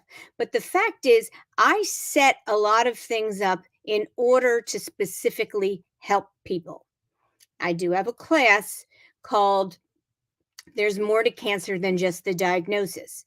Now, the reason why I called it that is because when I was first diagnosed, I was like gobsmacked. I thought dealing with the cancer would be the worst thing that I would have to go through. But I discovered that wasn't the case. It's dealing with all the red tape. How do you find the right doctor? I mean, how do you cancel out all the white noise because all of a sudden you're getting opinions from everywhere? And it is a scary time, and this is your life in the balance. So, what I tell people, the 3 things would be A, start narrowing down your white noise. Pick that person that you trust, and you and 1 or 2 people will forge through. Doesn't mean that you're ignoring your other friends. It just means that you're creating a tunnel vision for yourself so that you can concentrate on you. The second thing I would recommend, get the insurance companies and the healthcare companies in line right away, because I'm telling you, they'll bankrupt you. And I have a few tricks that I teach in my class to do that. And then I would say, thirdly, the most important is once you put a lot of these details aside, you must now concentrate, whatever it takes. I had a beautiful green velour blanket. You can have meditation, music, whatever the case may be. You have to get yourself in the right mindset before you go into treatment. That's why I try to alleviate some of the pitfalls that you might have that are wearing you down. When you go into that treatment, only positive thinking. I don't want any negative thoughts entering your mind. And if you have naysayers in your circle, they're the ones you get rid of, because we don't need naysayers. We are thinking positive thoughts. We are going to take one step at a time, and you are going to make it. And that's what you look in the mirror and you tell yourself. You don't care what they do to you, because in the end, you're going to be alive. And that's what you have to do. I love that, Vicky. That is just absolutely awesome. Yeah, you're right. You have to eliminate the negativity around you because a lot of times it is that negativity that brings you down. So being very deliberate in terms of who's in your inner circle. Yes. You want people that uplift you, that energize you, that support you in a positive way. Right. People And think that they're being positive. I don't mean to interrupt you, Gertrude, but you need to be able to understand those that think they're helping and those that really are. And you have to be able to weed the two out. And it can be Yes. difficult, but you must. You must. Sorry, What I didn't mean to what interrupt. other advice can you give that I should have asked you from based on what your experience was? What other advice would I give that I wasn't previously asked? I'm not quite sure. I don't want to mislead people that everybody's experience is going to be the same as mine. As women, we are all different. We are unique. That's what makes us so fabulous and so great. But because of that, you have to find what works for you. You're Zen. I figured it out step by step along the way. Sometimes I needed to teach myself to meditate because the pain was so enormous and I refused to take painkillers. So I taught myself to go someplace. And let me tell you, that wasn't really an easy feat because I'd never meditated before. So, but when you're in that zone and you're fighting for you, you wipe out the outside and you can figure out, like a puzzle, what is going to work for you. And that's what you need to do. And then after you've figured out what's going to work for you, what I want you to do is not sweat the small stuff. Have a little fun along the way. Enjoy time with your family, not because you think you're going to die, but because you enjoy your family. You're still alive. Live every day. Live. And that's what I would say. Wow. Thank you, thank you, thank you. Energizing, motivating, just always beautiful to hear you speak, and you speak from such a deep place. I can see that spirit is working through you to empower as many women on the planet as possible. So, Vicky, I'm going to hand over to you, and you are going to introduce our next speaker. Would love to. I've put the bio in the chat. Jerry O'Lyon is our next speaker. If you can read that out, I'll queue up her video. Okay, let's see. I'm not quite sure I see Jerry's information in the chat here. You'll have to scroll up. I put it a little bit earlier. Okay, let's see. I'm all the way at the top. Oh, I see. Hello, Jerry. I see you. Jerry, and I want to make sure I'm pronouncing your last name correctly. Please forgive me. Olian? Did I pronounce it, or Olian? I think that's correct, yeah. I hope, Jerry, that I didn't botch it. That would not be something that I would want to do. Now, everybody should know that Jerry was born in Iowa. That's the United States. But soon after birth, moved to California due to an illness that she had. She did not grow up in ideal conditions, but she took her hardships and blessings in life to magnify her callings and talents and make her the person that she is today. That's a tough lady. She's a wife, a mother. She has 4 children, a new husband with another 11 children from her second marriage. That's a busy mom. And more than 100 grand people. She is a do-it-all kind of lady.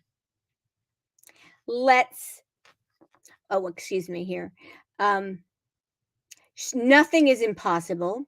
She has run businesses, rebuilt an engine in a car, traveled to India for 3 weeks to sponsor a family here, and many more accomplishments most people don't even think of. She's always serving her fellow man, whether from church, family, foundations, nonprofits, her job, or community. She always has projects and contributions.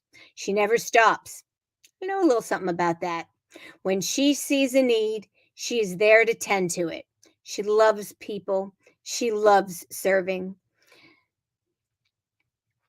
And we are so glad to introduce Jerry to our speakers corner. Please welcome everybody, Jerry. All right. So the reason why I wanted to share Jerry this morning is because she can't be with us in person. She's actually driving all the way back to Utah. So she's been going through radiation therapy. Like you, she's been diagnosed with cancer. She is one of our chairpersons for Riverside, California, but she's moved to Utah now. And I think she might join us tomorrow, hopefully when she gets home.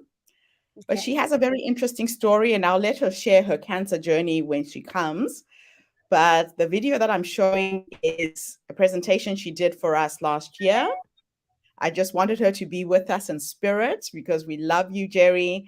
And I'm excited that you've finished your treatment and you're ready to take on the world again.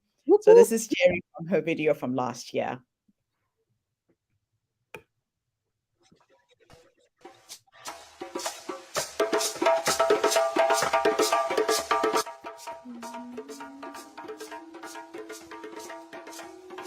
Okay, so I'm going to do something completely different today. As you know, my book is called Grandma's Buttons, and it's a story of my late husband's grandmother who was blind and had Alzheimer's disease. I would like to take you on a journey through her eyes. I've never done this before, and so I'm kind of excited. I've thought a lot about it. I knew her from the time I was 17. And the stories that she told are all embedded in my soul. Because of all the years she lived with me, I know her stories. So I would like to become Mary Wellman for a bit. So I'm going to talk as if I am her, and I'm going to tell you her story as she told it to me. Mary Wellman was born in the year February 17th in 1900. I love that I was born in 1900 because I always know that I'm the same age as the year. At a young age, I recognized that, and I talked about being the same age as the year my entire life. I grew up in Illinois with wonderful parents. My mom and dad, my father worked on the railroad, on the Wabash Railroad, and I was so proud of my dad. My mother was a great cook and taught me the things that I needed to know as I grew up. I was the eldest daughter of over two other sisters, so 3 girls. My sister Irene was the youngest and Lucille was the middle girl. I helped to take care of them. I only have one complaint about my childhood, and that was that I had brown hair. And my sisters had blonde hair. Now, my mother believed that girls who were back in those days were called a brunette were only allowed to wear blue. And girls that were blonde were allowed to wear pink. Well, pink is my favorite color. I want to wear pink. Why can't I wear pink? Oh no. Girls with brunette hair must only wear blue. Girls that are blonde can wear pink. It frustrated me for many years, and as I grew older, I remedied that. I wore a lot of pink Then as time went on, I remember when I was 17 years old, and I wanted a beau. That's a boyfriend. I couldn't wait to get my first beau. And I met this young man. He was a wonderful young man, and he delighted me. I remember laughing and being giddy. I remember how fun it was to have that time with him. And we had sometimes sneak off and go sit for hours in a park and talk about all the things that we dreamt about and all the things we wanted to do in our lives. I had plans. I was going to do a lot with my life. Then time went on, and I met and married my husband. Now, he wasn't the very best husband. As a matter of fact, we never did have our own home. We lived with his parents. Now, his mother and father were nice people. His mother was a bit stern, but his father was a sweet, kind man. My husband never really had a job. I was the one that supported us. I worked in the 5 and 10 cent store. I earned the money for our entire marriage. He often went to the bars and would come home drunk. That wasn't the life that I really wanted, but it was the life that I had. Then at age 27, I found out I was pregnant. Oh, what joy this gave me. I got to have, I got to know that I was going to have a child. I dreamt about what this child was going to be like. I dreamt about how wonderful he or she would be. You see, back in those days, we didn't get to know who the baby was or whether we had a boy or a girl until they were born. That day finally came in 1927. My son was born. He ended up being my only child that I was able to have, but he was everything in my life. I loved being a mom. It was the best thing that ever happened to me. But was this the life I wanted for my child? Did I really want him to have the example of a father that never worked? Did I really, my husband wasn't abusive. He just didn't help at all. He wasn't a bad person.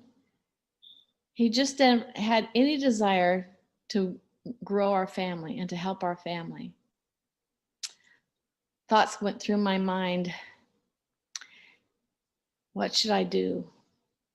I turned to the one person that I trusted most, my father-in-law.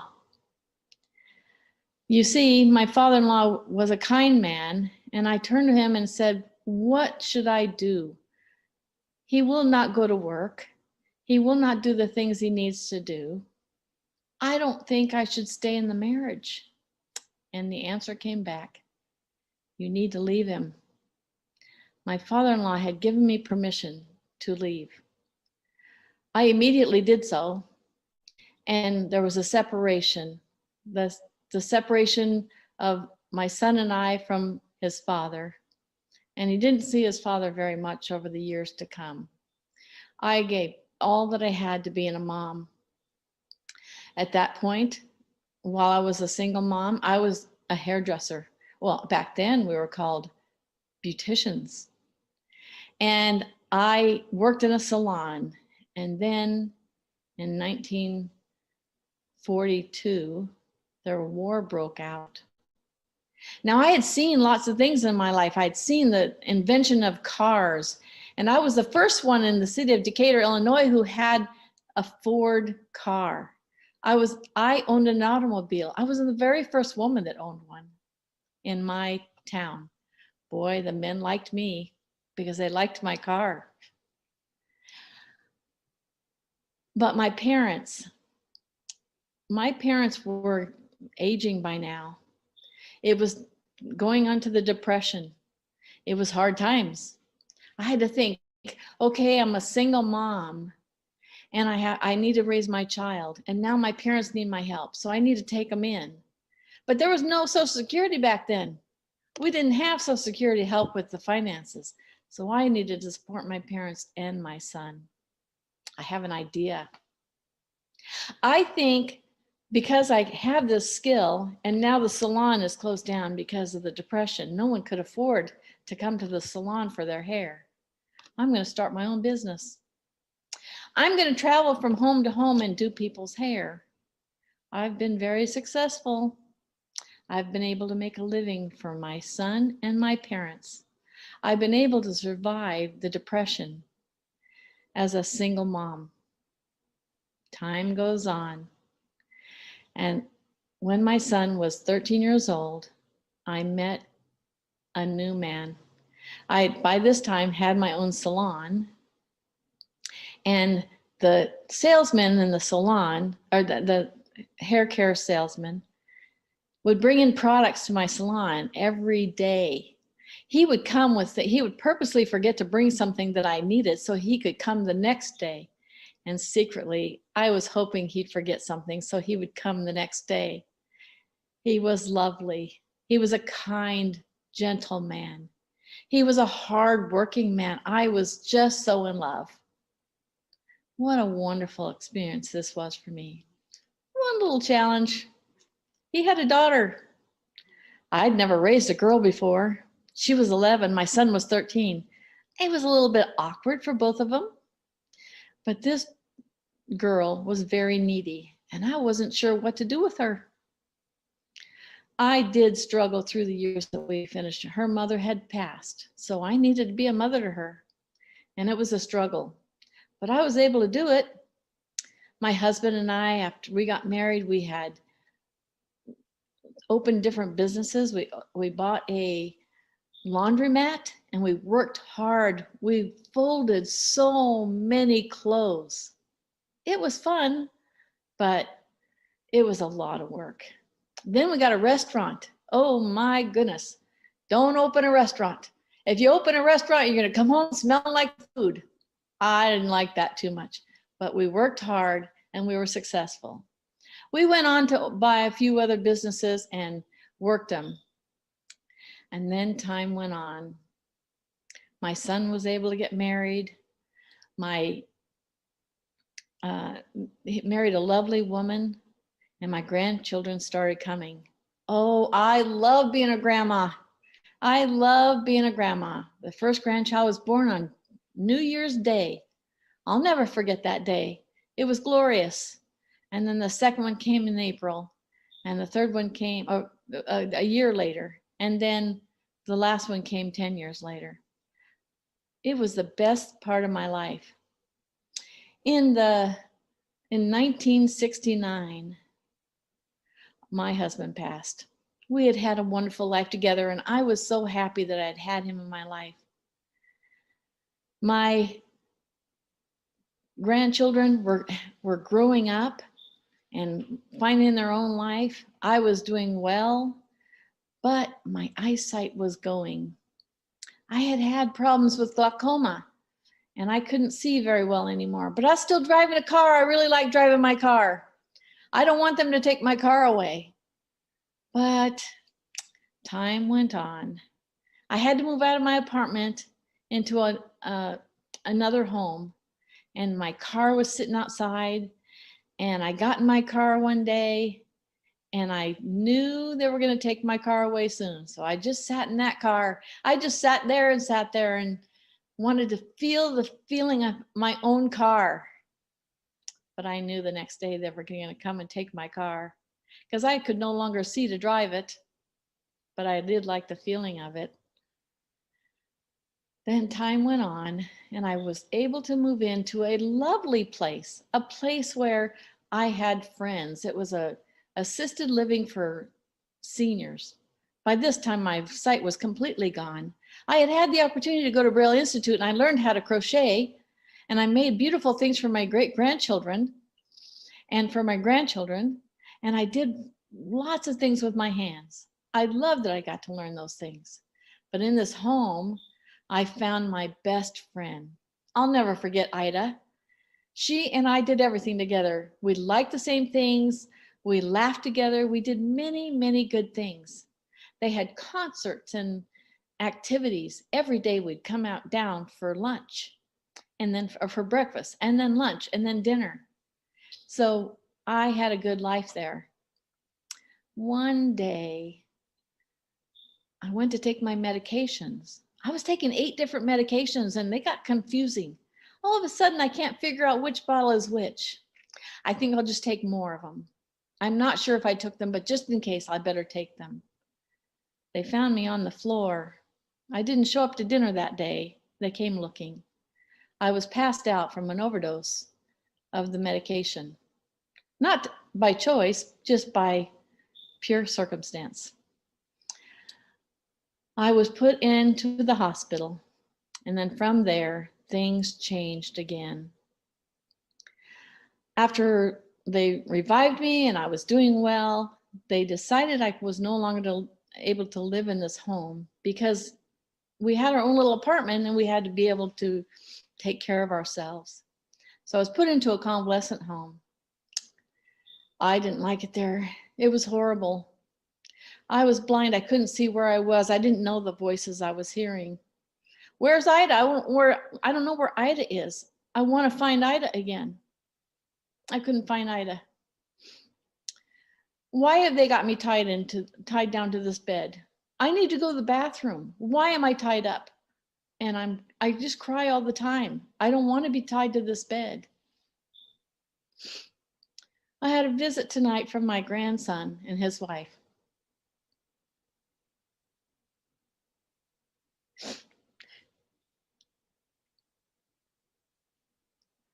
They saw me in this state of crying. I want to get out of this bed. I need to go potty. No one's answering. I'm yelling for them to come. A few hours later, I hear this voice say to me, Grandma, we're going to break you out tonight. We're going to take you home with us. Oh yes, I really want to go home with you. I don't want to be here. Started a new journey. They've told my family I only have 2 months to live, and I get to live my last 2 months with family, with my grandson and his family, and the great-grandchildren. I am so happy at this turn of events. It means so much to me. I'm now at home with family.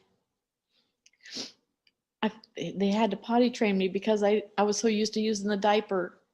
But now I'm potty trained and I'm doing well and I'm back on my walker. I can go to and from the bathroom anytime I want. And I'm feeling much more healthy. They took away those medications because I didn't really need them to begin with. I am a happy person. It's Christmas Day and they've given me a whole case of Lifesavers candy, my favorite. I'm sitting on the couch and I'm thoroughly enjoying my candy. No one's around, so they don't know I've eaten the whole container. It kind of made me sick to my stomach though. Probably not a good idea. My life is different here and I'm happy. I didn't die after 2 months. I lived another 12 years. My memory went away, and sometimes I didn't know who my family was, but I knew I was loved. And that's my story.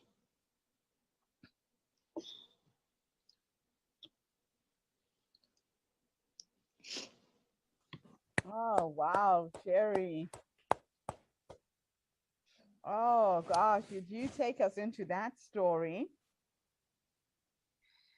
I can see the point where you made the decision to take her home. I can see why.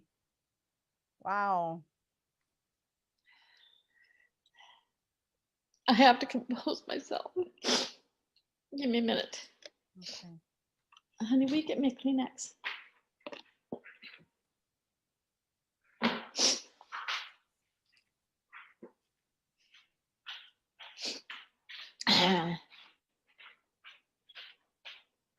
Wow. One of the few times I ever saw my husband cry was that night. When I met Steve, I was 17 and I was going to beauty school at the time, and Grandma had already done, she had done years of hairdressing. So he took me over to her house one day, and we spent about 3 hours, and she told me the entire history of the permanent wave. She remembered everyone whose hair she burned off, who invented the permanent wave, how it was done. She remembered how many people, what happened to the people who invented them, and how many people's hair she had burned off. It was so interesting. And she talked about the industry, and I was, at that time, I just started beauty school. And so it was super, it was a connection to her that I just always had. I loved her from the minute I met her, and always, I was very close to both of Steve's grandparents, grandmothers. I met her just 2 weeks after she lost her second husband. And so I never got to meet him, but I heard all about him. I knew him as if I had met him, because she talked so much about him. So, so it was okay. I mean, I've been thinking about this for a couple of days, how I wanted to share her journey. It was such a powerful rendition, and I think it's because you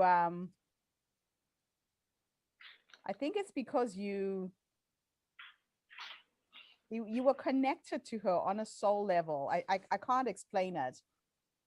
I just feel like your connection was much more than just a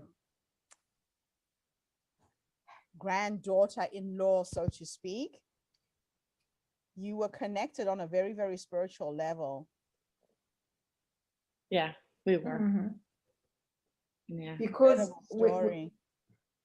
When you told this story, you were literally walking her story. Mm-hmm. Yeah. That's what I wanted to do. I wanted to, I felt all those years that she lived with us, on the nights that she couldn't sleep or something was bothering her, she would sit and tell me stories. And I listened to them over and over and over again. And that's why I had to write my book, because it was 25 years later that I actually published. I started writing it 10 years after she died, just because. Oh, are you serious? I kept getting this prompting. You need to write that book. You need to write that book. And I thought, well, you know, I don't really want to talk about what I did. You know, I like what I did, but I didn't want it to be about me taking care of her. I wanted it to be about her. And it's a little bit hard to do that when you have to talk about the disease and about the daily things that you do. But that's basically what I was thinking about doing for my TED Talk, is something like that. And you know, just the way you did it, talking from the perspective of Grandma, is so powerful. I can't see it being done any other way, because what I could hear from the story is the voice of all these elderly people who are put in retirement homes by families, and what they have to endure sometimes if they don't have the right facilities, the right care, you know, just the right to go to the toilet and be forced to wear a diaper because nobody's bothered to come and take you to the loo. Right. You know, we don't think about these things. I know that when my mom, towards the end, she hated having to wear those diapers. Hated it. She would rather we help her, and Ruth will remember, because Ruth was with me the last time I was in Zim. We would carry her and take her to the loo and back, and she was fine so long as she told us in time. But I can imagine if somebody's put in a facility where people are busy, they can't really check, they're not there 24/7 to really take care of the needs of the people that are there, how frustrating it must be for a human being at the end of your life as well. Yeah, she was always so happy. She was like, we would go to visit her. She would call us up and say, they're having such and such for lunch today. and we get to have guests, so please come and join us for lunch. And we'd sit there at the table with these old people, and they'd all get all excited that we were there. And to her, that was like, she was always happy. And I had to meet all her friends every single time, and which was great. It's just such a joy to see that. So then when we go in that hospital room or that convalescent home, and she's laying in the bed and she's crying, please untie my hands, I have to go potty. It's something in my brain just said, no, and Steve just didn't even know what to do with it. He had no idea what to do with it until I said, let's take her home. And that conversation happened. I had to make some decisions. I had to beg my father-in-law to let me take her home, and he finally said yes. And so I don't know if I ever told you, but the day of my book launch, my father-in-law is a very private, quiet guy. He hardly says much. And he's a really nice man. I've always been close to him. He's quite ill right now, so I've been watching for him. He's 93. Right. But when I had grandma, I had her wedding rings and all of her stuff. And I had always loved her wedding rings. So when I got married to Joseph, I gave them to him when she passed, and he gave them to my mother-in-law. And I knew she wasn't wearing them, so I asked her, Mom, could I have grandma's wedding rings to use for my wedding to Joseph? Because that's the kind of rings I wanted, because they were old. Yes. And that's what I liked. And so she said, oh, Jerry, I gave them to Florence. This is the stepdaughter. By the time grandma hated this girl by the time she was an adult. And I thought, she goes, I gave them to Florence and she probably hawked them. I'm like, oh my. So the day of my book launch, everybody's here and we had a really nice party. And my father-in-law calls me over to the couch and goes, Jerry, I want to talk to you. He goes, Jerry, I found something in a file cabinet. It had rings in a file cabinet with Florence's name on it for 25 years. Are you serious? You lift your hand, we can't see. Yeah. Oh my God, so you got the rings. Gave me her rings for my book launch, which I just was so touched. Goodness. Wow. It was like, it was a gift. It was already such an exciting day because, I was excited that the book was doing so, it was selling so fast, and I was, international bestseller by 5 o'clock, #1 international bestseller by 5 o'clock, and 5 countries. And I was like, my head was kind of spinning because I didn't expect that. And then Dad comes and we're having this party. I'm having a great time. I'm not that much attention, you know what I'm saying? Then he gives me, I almost melted right there. It's like, I just almost melted that he gave me that. He said, Jerry, I really want you to have these. They're supposed to be for you. And I've worn them ever since. But isn't that nice? So they were supposed to come to you for sure. Yeah. They were supposed to come to you. Florence never got them. Florence never got them, so she didn't knock them. And my mother-in-law was, after Steve passed away, she had such a hard time with his loss that she just didn't remember. She had passed away about 7 years after Steve passed away. Mom passed right after Joseph and I got married. And so she just didn't remember. But wow. Yeah. Oh, that is just so nice. Beautiful. That is a beautiful ending to your story with Grandma. Yeah. She must have energetically have those rings lost and just tucked away somewhere for the right moment. You wanted Florence. One time Florence came when she was still living in her apartment. Florence came to visit her, and she was totally blind by this point. Florence went into her linen closet and took a bunch of linens and put them in a box in the bottom of the closet and said, give to Florence. And then all the pictures on the wall that she wanted, she wrote, give to Florence behind. Well, Grandma didn't know she was doing that because she was blind. And there was several things in the house. So when we're moving Grandma out of the assisted living place into our place, I'm like, oh, Grandma, here's a box that you have made up for Florence. She goes, I didn't make up a box for Florence. Oh my gosh. She goes, I don't want her to have that. And then, so we ended up we took them all out of the box. And so it was just interesting that all came about. Oh.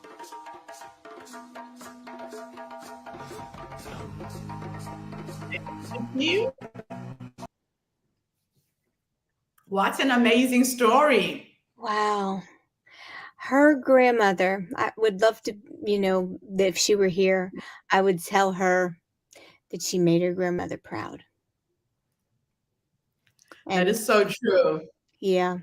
She did her grandmother such justice, and she would be so proud of her today. What a lovely gift. And you can tell that those rings were meant for her. Yeah. I had a similar story like that. It just didn't go as well as that.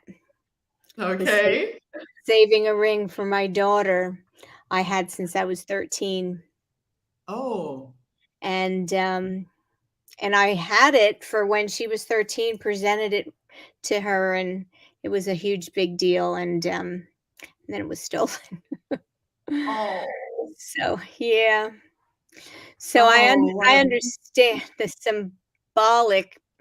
symbolism behind, and jewelry especially. It's just, because you get the heat, and if somebody's worn it, it sort of carries their essence, Yes. their history. And so when you put that The on, energy of that contained in that metal, right? yes. So it's heartbreaking when my daughter we lost hers, but these things happen. But I'm so happy for Jerry. I mean, and she's wearing those rings proud and loud, and they're going to get her through her treatments that she's doing now. Yeah. Those rings. That's my belief. Yeah, that's the fascinating thing about her story. So I talked to her this morning, and hopefully she will join us sometime this week when she gets home and she's a little bit rested. But Jerry is her help, advice. Yeah. I might be able to. She's just one of those women who walks the walk. What you see is what you get. Just an incredible human being. And I'm just so humbled that our paths crossed, because she was one of the first women who came to the Herstory Circle when we were launching in Las Vegas in 2019. See, that's just meant to be for you. Yeah, she's been with us right from the beginning. She's just made a major investment in the movement as well. So now I'm looking for investors to come on board so we can build the app, we can build out the platform in a bigger way. So yeah, she made a major investment in us. And I just feel so blessed, to know her. She had COVID during this time as well. Wow. Both her husband, and now she's, working through this other cancer story. Yeah. But what I know about her, she's like you. Resilient. Resilient, kind of person that you just know it's not going to take her down. No, and I would love to just, party with her and have a drink to her good health. Because I can see it. I see things sometimes. I feel like I do. I feel like she's okay.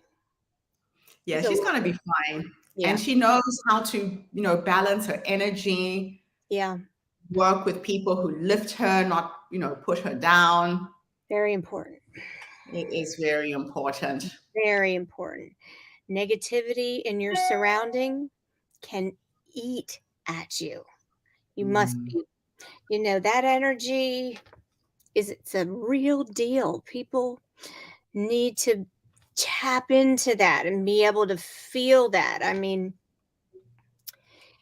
it's it can bring you down if you're not careful. If you're not careful, exactly. Yeah. Yeah. The thing is, you have to know how to preserve your energy. Yes. How to use it, how to surround yourself with those that lift you and Right. keep you energized. And that's what you were saying, right? Yeah, I mean, and this is what I teach, with the foundation and all of that.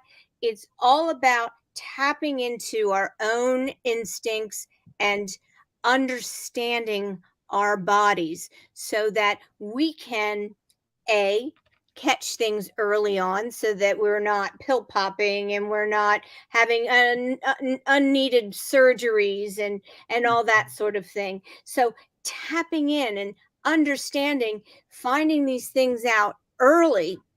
Yeah. Early prevention is everything. And the thing is, we can sell this to the insurance companies because preventative medicine is a win-win. We're going to save them so many millions of dollars that there's no reason why I can't go back to them and say, okay, we saved you all these dollars. Now I want them back. I want my mammogram back at age 40. They took it away and made it at 50. I want the pap smears back. They're only doing pap smears every 2 years. All these kinds of things.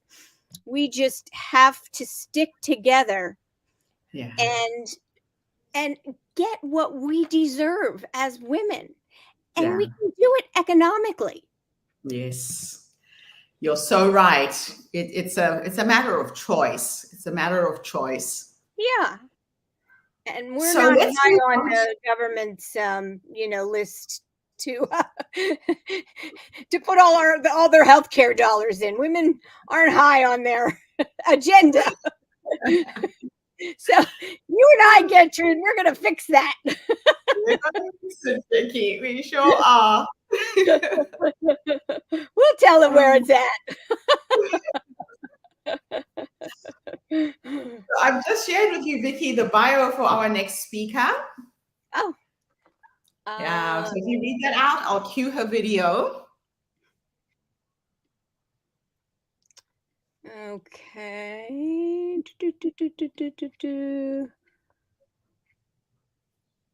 Oh, it's all me talking. Oh, okay. Valaria Walker. Is that our That's next right. speaker? Yeah. Okay. Okay. Do you want me to? I will continue. Well, we are so honored and welcome to introduce Valaria Walker. Our calling is to provide premier one-on-one end-of-life care by listening to clients and families express their preferences. This we know is so important from Jerry's presentation. When an additional layer of support is needed, we are available to integrate and deliver a holistic end-of-life plan based on the client's wishes. Our end-of-life doula approach is focused on person-centered care and designed to accept people where they are in their passage. The time we spend with clients is not based on performance-driven tasks. Our advocacy for self-expression acknowledges the client's concerns about death and dying. Self-expression creates a space for honest, safe, and sensitive conversations to take place. This space allows clients to remain anonymous in making choices, which lifts the burden of decision-making from others. So important. We partner with businesses, stakeholders, nonprofit organizations, charitable foundations, and faith-based communities to develop end-of-life care initiatives that educate on the significance of advanced care planning, legacy planning, and end-of-life care planning. Through education and communication, we empower individuals with the information needed to make informed choices about the care they prefer to receive when dealing with an illness or end of life options. Freedom of choice is an essential key to the quality of life and death. Hear, hear. We help clients plan for unexpected medical emergencies and end of life care to experience the quality of care they deserve during their illness. Please, everybody, welcome our next speaker, Valoria.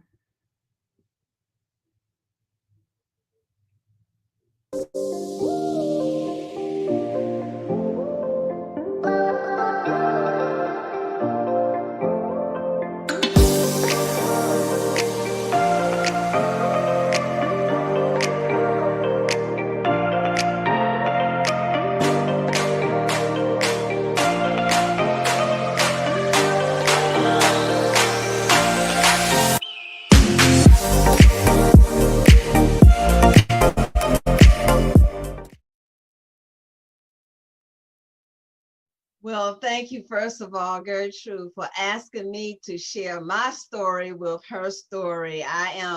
My name is Valoria Walker. I am based in Columbia, Maryland.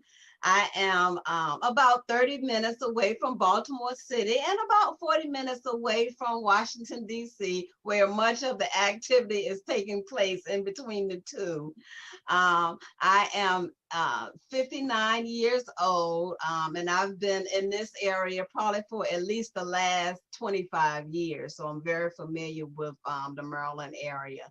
My story that I would like to begin to share with you, many people ask me about how did I become or get on the path of being an end-of-life doula. With COVID-19 spreading globally and death coming to our face daily, my profession as an end-of-life doula has really been discovered more on more of a public awareness platform than what it was last year. And so I lost my mom in 2011.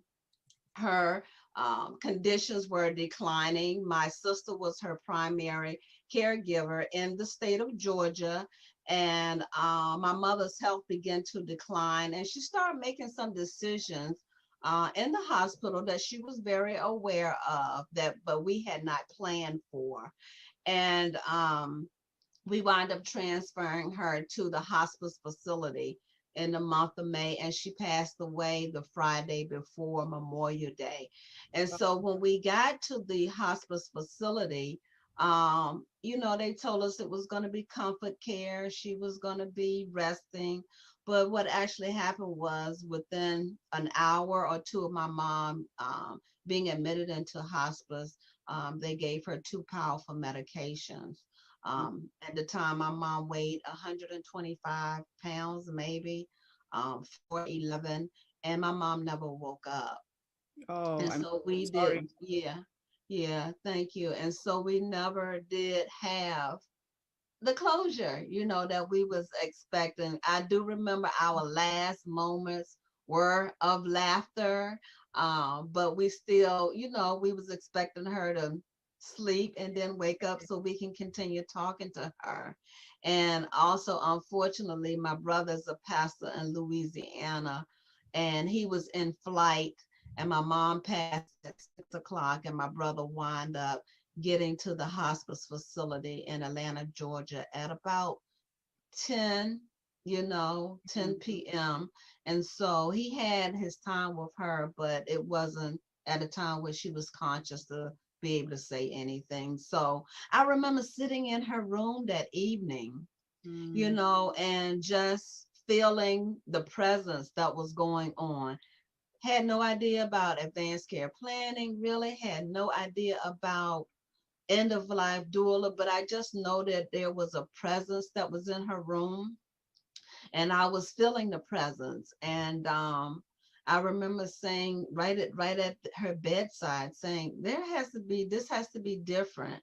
You know, I can't allow another family to experience what I have experienced today. And I've talked to different people, and I've heard some really worst case scenarios, even worse than my experience with my mom, and some other people who have experienced some better endings for their family members.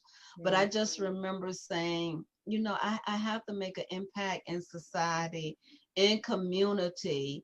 And from that point, I just hit the ground trying to figure out what I could about advanced care planning and how I could serve the community when it came to end of life. And upon research, I started finding out that there was something called an end of life doula. And so I went forward with my training.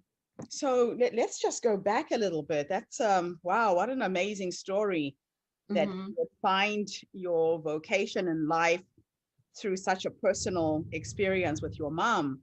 You know, right now the world is hurting. Everybody's feeling the impact of COVID-19, and we take things for granted, and we are never prepared for the most eventual thing that will happen to every single human being, that we're all going to die. It's a matter of when. And when people are more prepared for it, it helps you with the transition. So as a doula and as a practitioner helping people in this very difficult part of their lives, take us through a step-by-step. What should one do? What are the things you need to do to prepare yourself for the end? Well, if everyone is healthy, you really should start when everyone is healthy. Yes. When you are not dealing with any type of cognitive decline, when you can educate yourself on what are the possibilities and what things may or may not happen. Yes. We as Americans have to really get beyond the taboo and also the stigma behind having a conversation about dying. Yes. I think people associate advanced care planning with dying, and many cultures feel like if we have the conversation about dying, then dying is going to be hastened. And we know that life is not controlled that way. You know, things are just not controlled, you know, that way in life. So I would suggest, first of all, to talk about medical emergencies. If it's really a hard conversation in your society, your tradition, or your culture, or even on a micro level of your family, first of all, just have the conversation about, if I have a medical emergency, yes, and I cannot speak for myself for whatever reason outside of COVID-19, you know, accidents, illnesses can render us unable to speak for ourselves. And so starting out with just telling people, you know, I really want to provide you with a gift or guidance to be able to advocate for me and honor me if I can't speak for myself. So can you just give me 5 minutes? Just give me 5 minutes of your time. You're the person that I love. You matter the most to me. I know that I matter the most to you. And so give me a minute or two just to tell you what type of healthcare choices I would like to have if I become unable to speak for myself. Let that be your first conversation. Okay. And then continue your conversation in another setting at another time and say, thank you for allowing me to express what I would want you to have, what I would want to have if I become unable to speak for myself. And in the worst case scenario, if I don't regain conscious and my ability to have a sustainable quality of life, let me talk to you about the next stage, which is me not returning back, but ending, you know, but my life ending.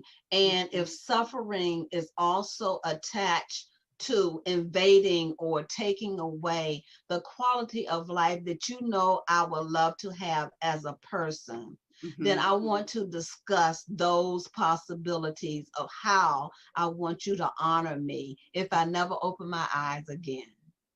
Wow. These are difficult conversations to have, but absolutely necessary to be shared at every single point in somebody's life. Right. So, as a doula, if somebody was to come to you for help, it could be for themselves, it could be for a parent, it could be for a loved one. Take us through a step by step, the things one has to think about, and how you facilitate and help in that process. Well, people reach out to me through my website, www.doulabydestiny.com. And before COVID-19, clients were really we learned about the dying process through training and also through hospice volunteering. And so when a client comes to me now, of course, we can't get into the room to provide bedside care. Yes. But through COVID, I have been able to provide virtual care, to clients, and also through the hospice volunteer center who has been contacting me. And I actually lost a man who I believe was solo, aging solo. He had no one. He never really talked about his family. And he said, Val, the last thing he said to me was, Val, I hope we get to meet each other. I appreciate you so much. And we never did. He actually passed away. And the volunteer coordinator contacted me and said, I want you to know that he has passed away. But I was suspecting that because every time I call, he was asleep. And so, our communication was starting to, we were not able to communicate. And I, as an end of life doula, knew what was happening. So, I provide as much virtual conversation as I can with caregivers and with clients. Wow. Yeah. Wow. Now, as an entrepreneur, I know that I met you through LinkedIn, and you had just been published in an interesting magazine and in Oprah's magazine. How did that all come to being? How are people finding you? Well, Gertrude, I just really, I can't really even explain, so the universe and God just continuously blessed me. I was referred to the Oprah magazine editor. As a matter of fact, many of us were referred to the Oprah magazine. And the young lady, the editor, kept calling me, and she said, Val, it's not going to be long. Don't think you're going to get this grand article, right? It's only going to be a few minutes. But then she kept calling, and she kept calling, and she kept calling. And I said to her, is this normal for you to call me as often? And she said, actually, Val. I said, are you still talking to other end of life doulas? And she said, actually, Val. She said, the chief editor of Oprah magazine selected your story about your mom, and you are the only end of life doula that I am interviewing right now. And she said, now that we've wrapped up the story, the chief editor will be contacting you. And the chief editor did contact me and made sure that everything went fine. And they said, Val, Oprah will be ending her paper document. As a matter of fact, I got the magazine back there. Oh, that's it there. Oh, how amazing. Yeah, and so now she's ending her physical magazine, and her digital magazine will be taking place in January. So I was able to get into a physical copy, but just the spirit and the grace, for me to become the only end of life doula to be interviewed continuously, and how my mom's, I often say my mom's birth, my gift to be an end of life doula. And I believe that, I think that's one of the best and last gifts that she could have provided to me. And that's really how I feel in my heart. Oh, how amazing. Yeah. And I'm hoping that through us publishing you in the Herstory magazine, we give you access to more people from around the world. As you know, our publication is new, but it's global. It's such an honor to have met you, and especially at this pivotal time where people like you are actually needed in a very, very big way right across the globe. Thank you Yes. so much. Yes, you're so welcome. Thank you for giving me the time to speak to you, and I look forward to us sharing some time together. And if there's any of your audience that needs me to just hold space for them, you Yes. know, to sit quietly, you know, so many of us are crying behind closed doors and alone and grieving, and I'm here. I'm just here to hold that space for you. I don't need to know anything about what's going on. All I need to do is just be there for you and let you know that I'm there to support you. Oh, wonderful. Tell us again your website address. www.doula, DOULA by BY, Destiny, DESTINY.com, www.doulabydestiny.com. Wonderful, wonderful, wonderful.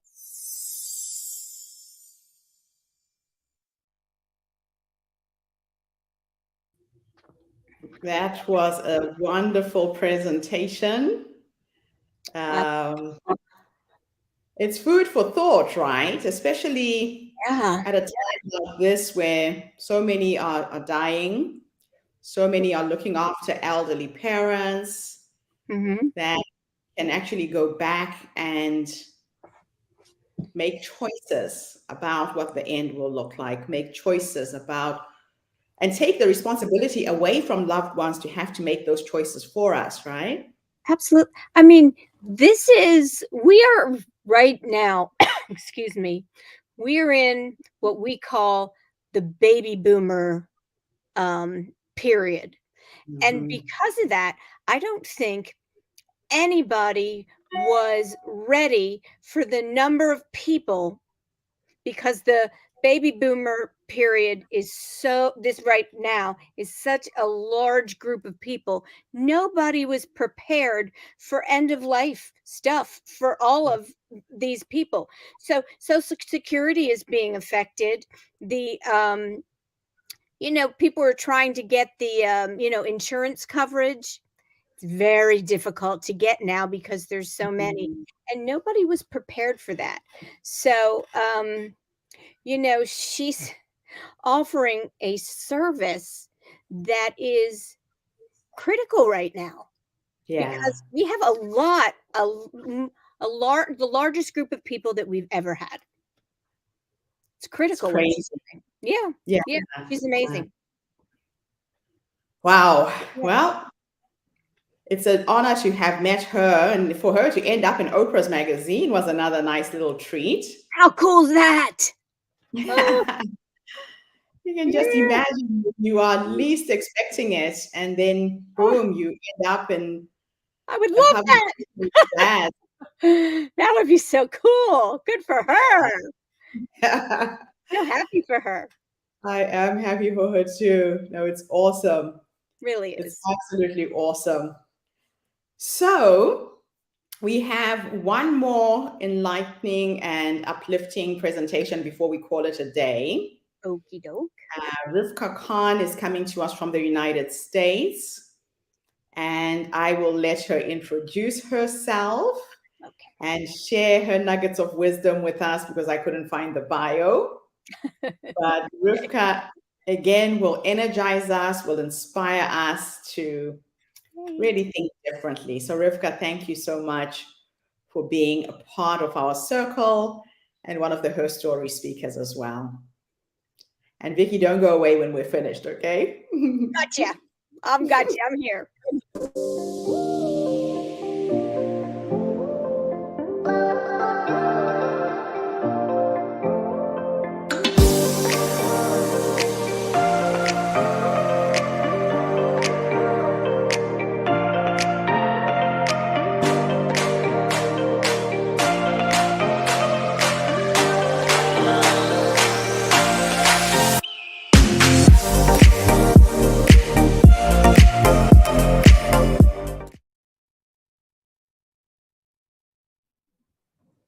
Hi, everyone. Thank you so much for having me. I'm honored to be part of Herstory. My name is Rivka Foreman, and I am in Miami, Florida. I am 53 years old and originally from the Dominican Republic. And this is my story. I was raised in a dysfunctional home, as many of us have been actually. My father had narcissistic tendencies, and my mother was very, very codependent. And at the age of approximately 4 years old, I was sexually molested by a family member. And that caused me to go into a depression. I started suffering from trichotillomania, which is I used to pull my own hair. And I remember feeling such a relief whenever I saw blood in my little hands. I guess I felt that I needed punishment somehow. And I was punishing myself. I feel guilty for what had happened to me. And I started to have a whole bunch of holes in my hair. So an aunt of mine bought me a wig. I started wearing a wig, which actually helped me stop pulling my hair. But then it took me in another direction. I started looking for food as my vehicle to numb the feelings of loneliness, the feelings of low self-worth, and the feelings of actually feeling sorry for myself, you know? Then I grew up watching my parents having fights. I was very often present during their fights. They used to fight quite a bit. It was very, very dysfunctional. And in my teenage years, I became my mother's best friend. She started to tell me absolutely everything that was happening in her marriage with my father, which caused me to resent my dad, feel sorry for my mother. But there's yet one very important part, which is an amazing coach that I had the honor to work with, showed me that children who become mom or dad's best friends or protector or parent for their own parents lose themselves and lose their life. And that's exactly what happened to me. During my teenage years, I became my mother's best friend. She used to tell me everything about the relationship with my father. And I sucked it all in. Why? Because during my childhood, I was physically and verbally abused by my mother. It was a very painful experience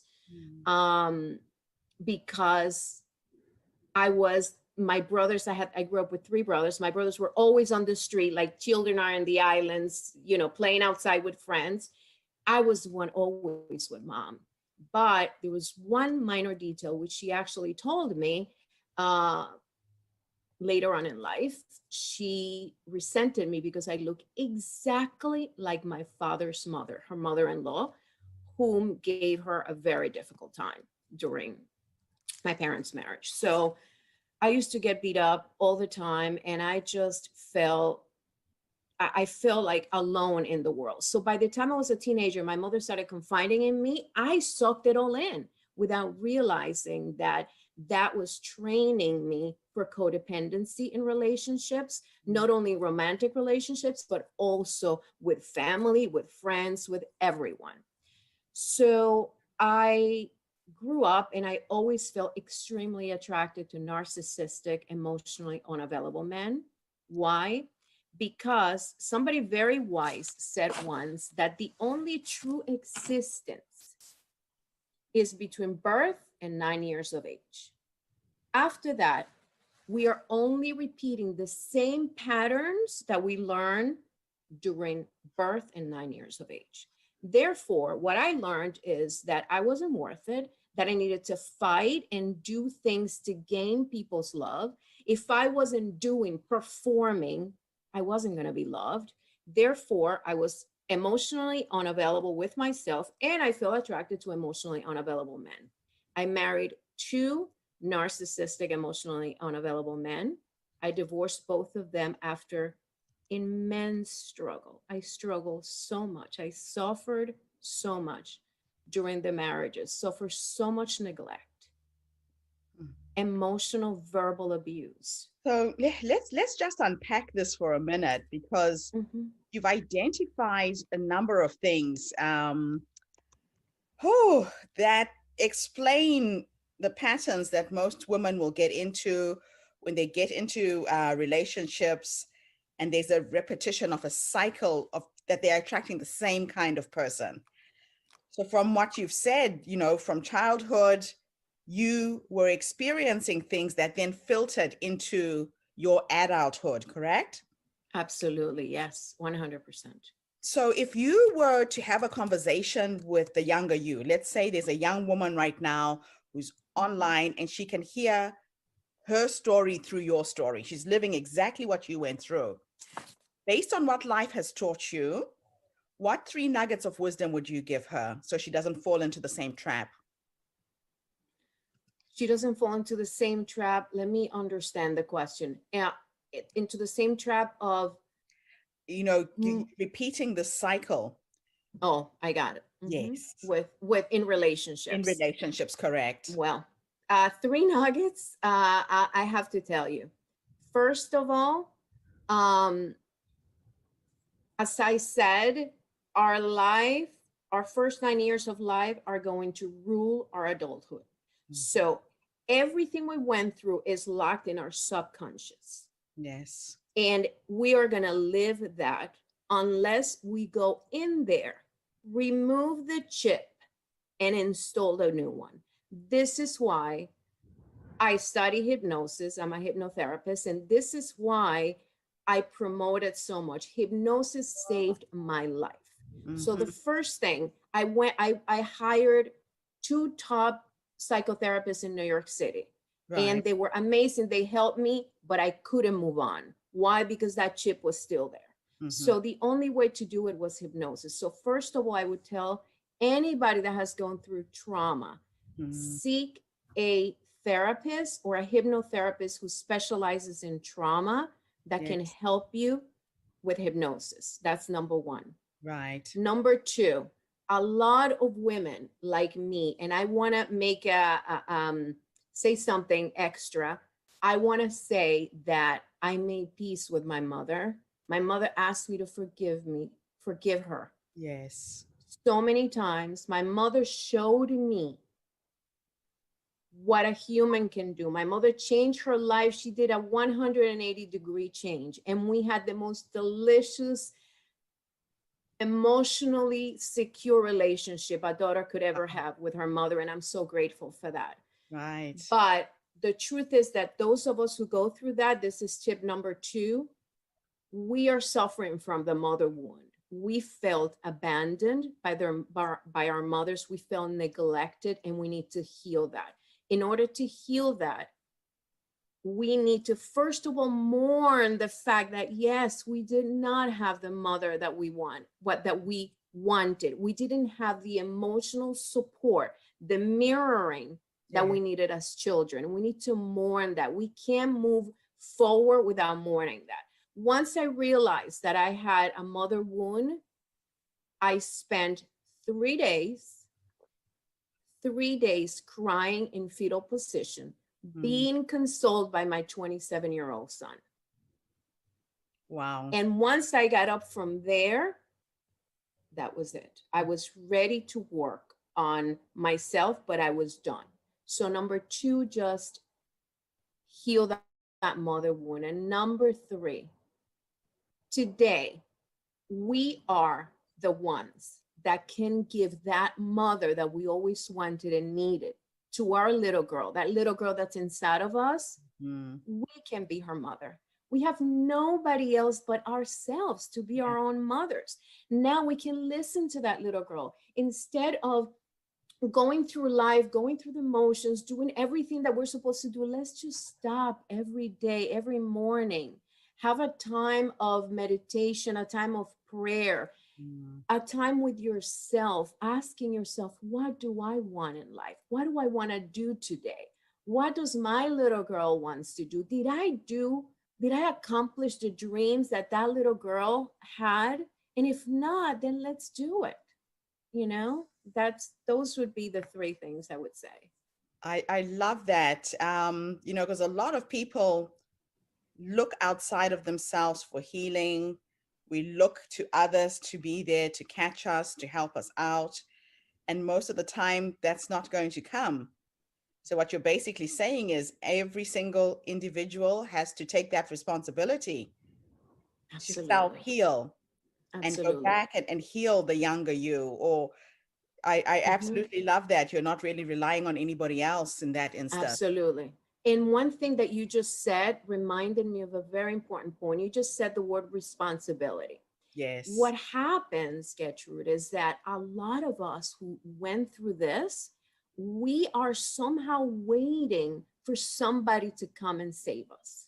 Yes. Because we feel so victimized, we're waiting for our parents, our brothers or sisters, or that mate of us to come and save us. Yes. And two things happen. Number one, we are just waiting for something exterior to save us when we could do it ourselves. And number two, we're also putting such burden on our loved ones. Because once you are with a mate, you're just making him responsible for your happiness, making him responsible to make you feel safe. But at the same time, nothing that mate does will make you safe, because inside you're still feeling that wound. Yeah. Oh, I absolutely love this. It's just incredible. It's all about you taking full responsibility for everything that's coming at you. Absolutely. Not naming anybody else. Absolutely. So let's take you forward a little bit and talk about the future you. If you were to have a conversation with you at the age of 100 years from now, based on how you're living your life, and based on how you are setting an example for others, what would you say to the future you on what life has taught you so far? Wow, amazing. Wow. Wow. Life has taught me that the world was created for me, exclusively for me, which means the world was created for each and every one of you, exclusively just for you. It's for you to enjoy it, for you to discover yourself, and for you to heal and to reach that level that you know you can reach. Yes. But somehow we get distracted, or I would say, wow, it's gonna be all right. It's gonna be great. As long as we have awareness and create consciousness, it's gonna be great. It's gonna be great. And the most important thing is to love yourself. Yes. Yes. You only have you. And the truth is, if we don't love ourselves, we can't really give. I discovered that I used to, like I said before, I used to be so codependent. I would do anything for anybody. I mean, like, I would go out of my way. But what happened? Because I wasn't loving myself, then what I would do is, if they didn't react in a way that I expected them to, then I resented them. Yes. So I wasn't giving out of a full heart. I wasn't giving out of generosity. I was giving out of lack. Yes. Exactly. And that expectation created the disappointment because you didn't really get what you were looking for, correct? Exactly. I was giving out of lack and just expecting. So loving yourself is so important. Important. Today, I'm like, wow, it's a completely different life. So those would be the things that I would say. Yeah. Thank you so much. Now, I know you're going to be speaking at our upcoming online summit. Yes. And I'm hoping that you will be one of those workshop facilitators. If you were to run a workshop, what would it be focused on? It will be focused on part of my book, the book that I wrote. It's called, I named it I'm Betting on You. And it'll be about moving beyond the trauma and abuse that you've suffered and go from victim to victorious. I absolutely love this. You're really helping people take control of their lives. Thank It's you. about having that total control and creating a new paradigm. Absolutely. Wow. 100%. Yes. Thank you, thank you, thank you so much for coming online and sharing your story with us today. And thank you to everybody who's tuned in. As Thank you know, for having me. Every single day, I come to you with yet another amazing lady from a different part of the world with a different life experience. But each of the women who are stepping forward are speaking from a position of strength. And I really commend you, Rivka, for what you've done with your life. Despite the challenges in your formative years, you're really an example of what is possible. And I feel really honored that you're part of our community and I get to share you with everyone. Thank you so much. Thank you. I appreciate you so much. Thank you. Yeah.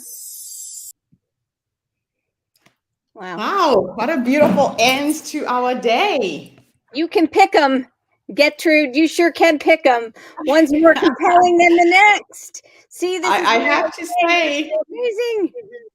There's some amazing women in this world. They are. We are. We are. Good So we job. need to celebrate them all for International Women's Month, March 2022.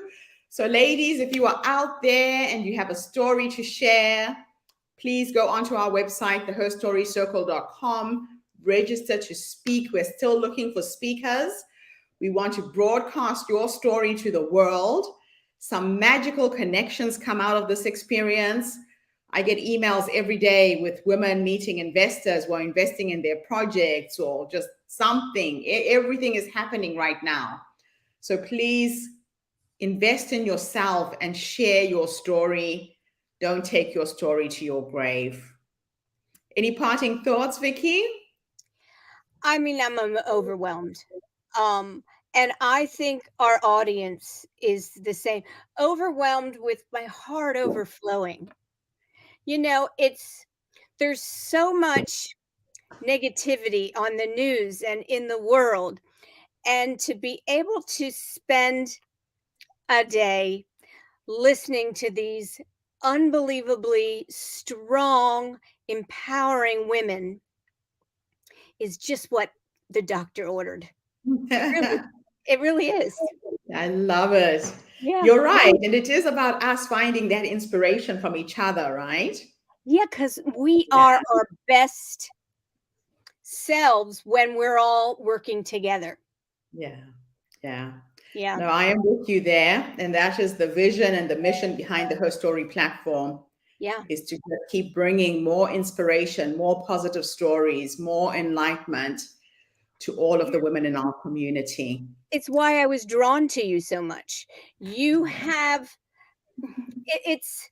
I mean, I was asked to do a lot of books and magazine and, and I turned them all down except you, because you're pure of intention. You are, it is along the same vein of what I am trying to do and change one step at a time, one story at a time, one person at a time.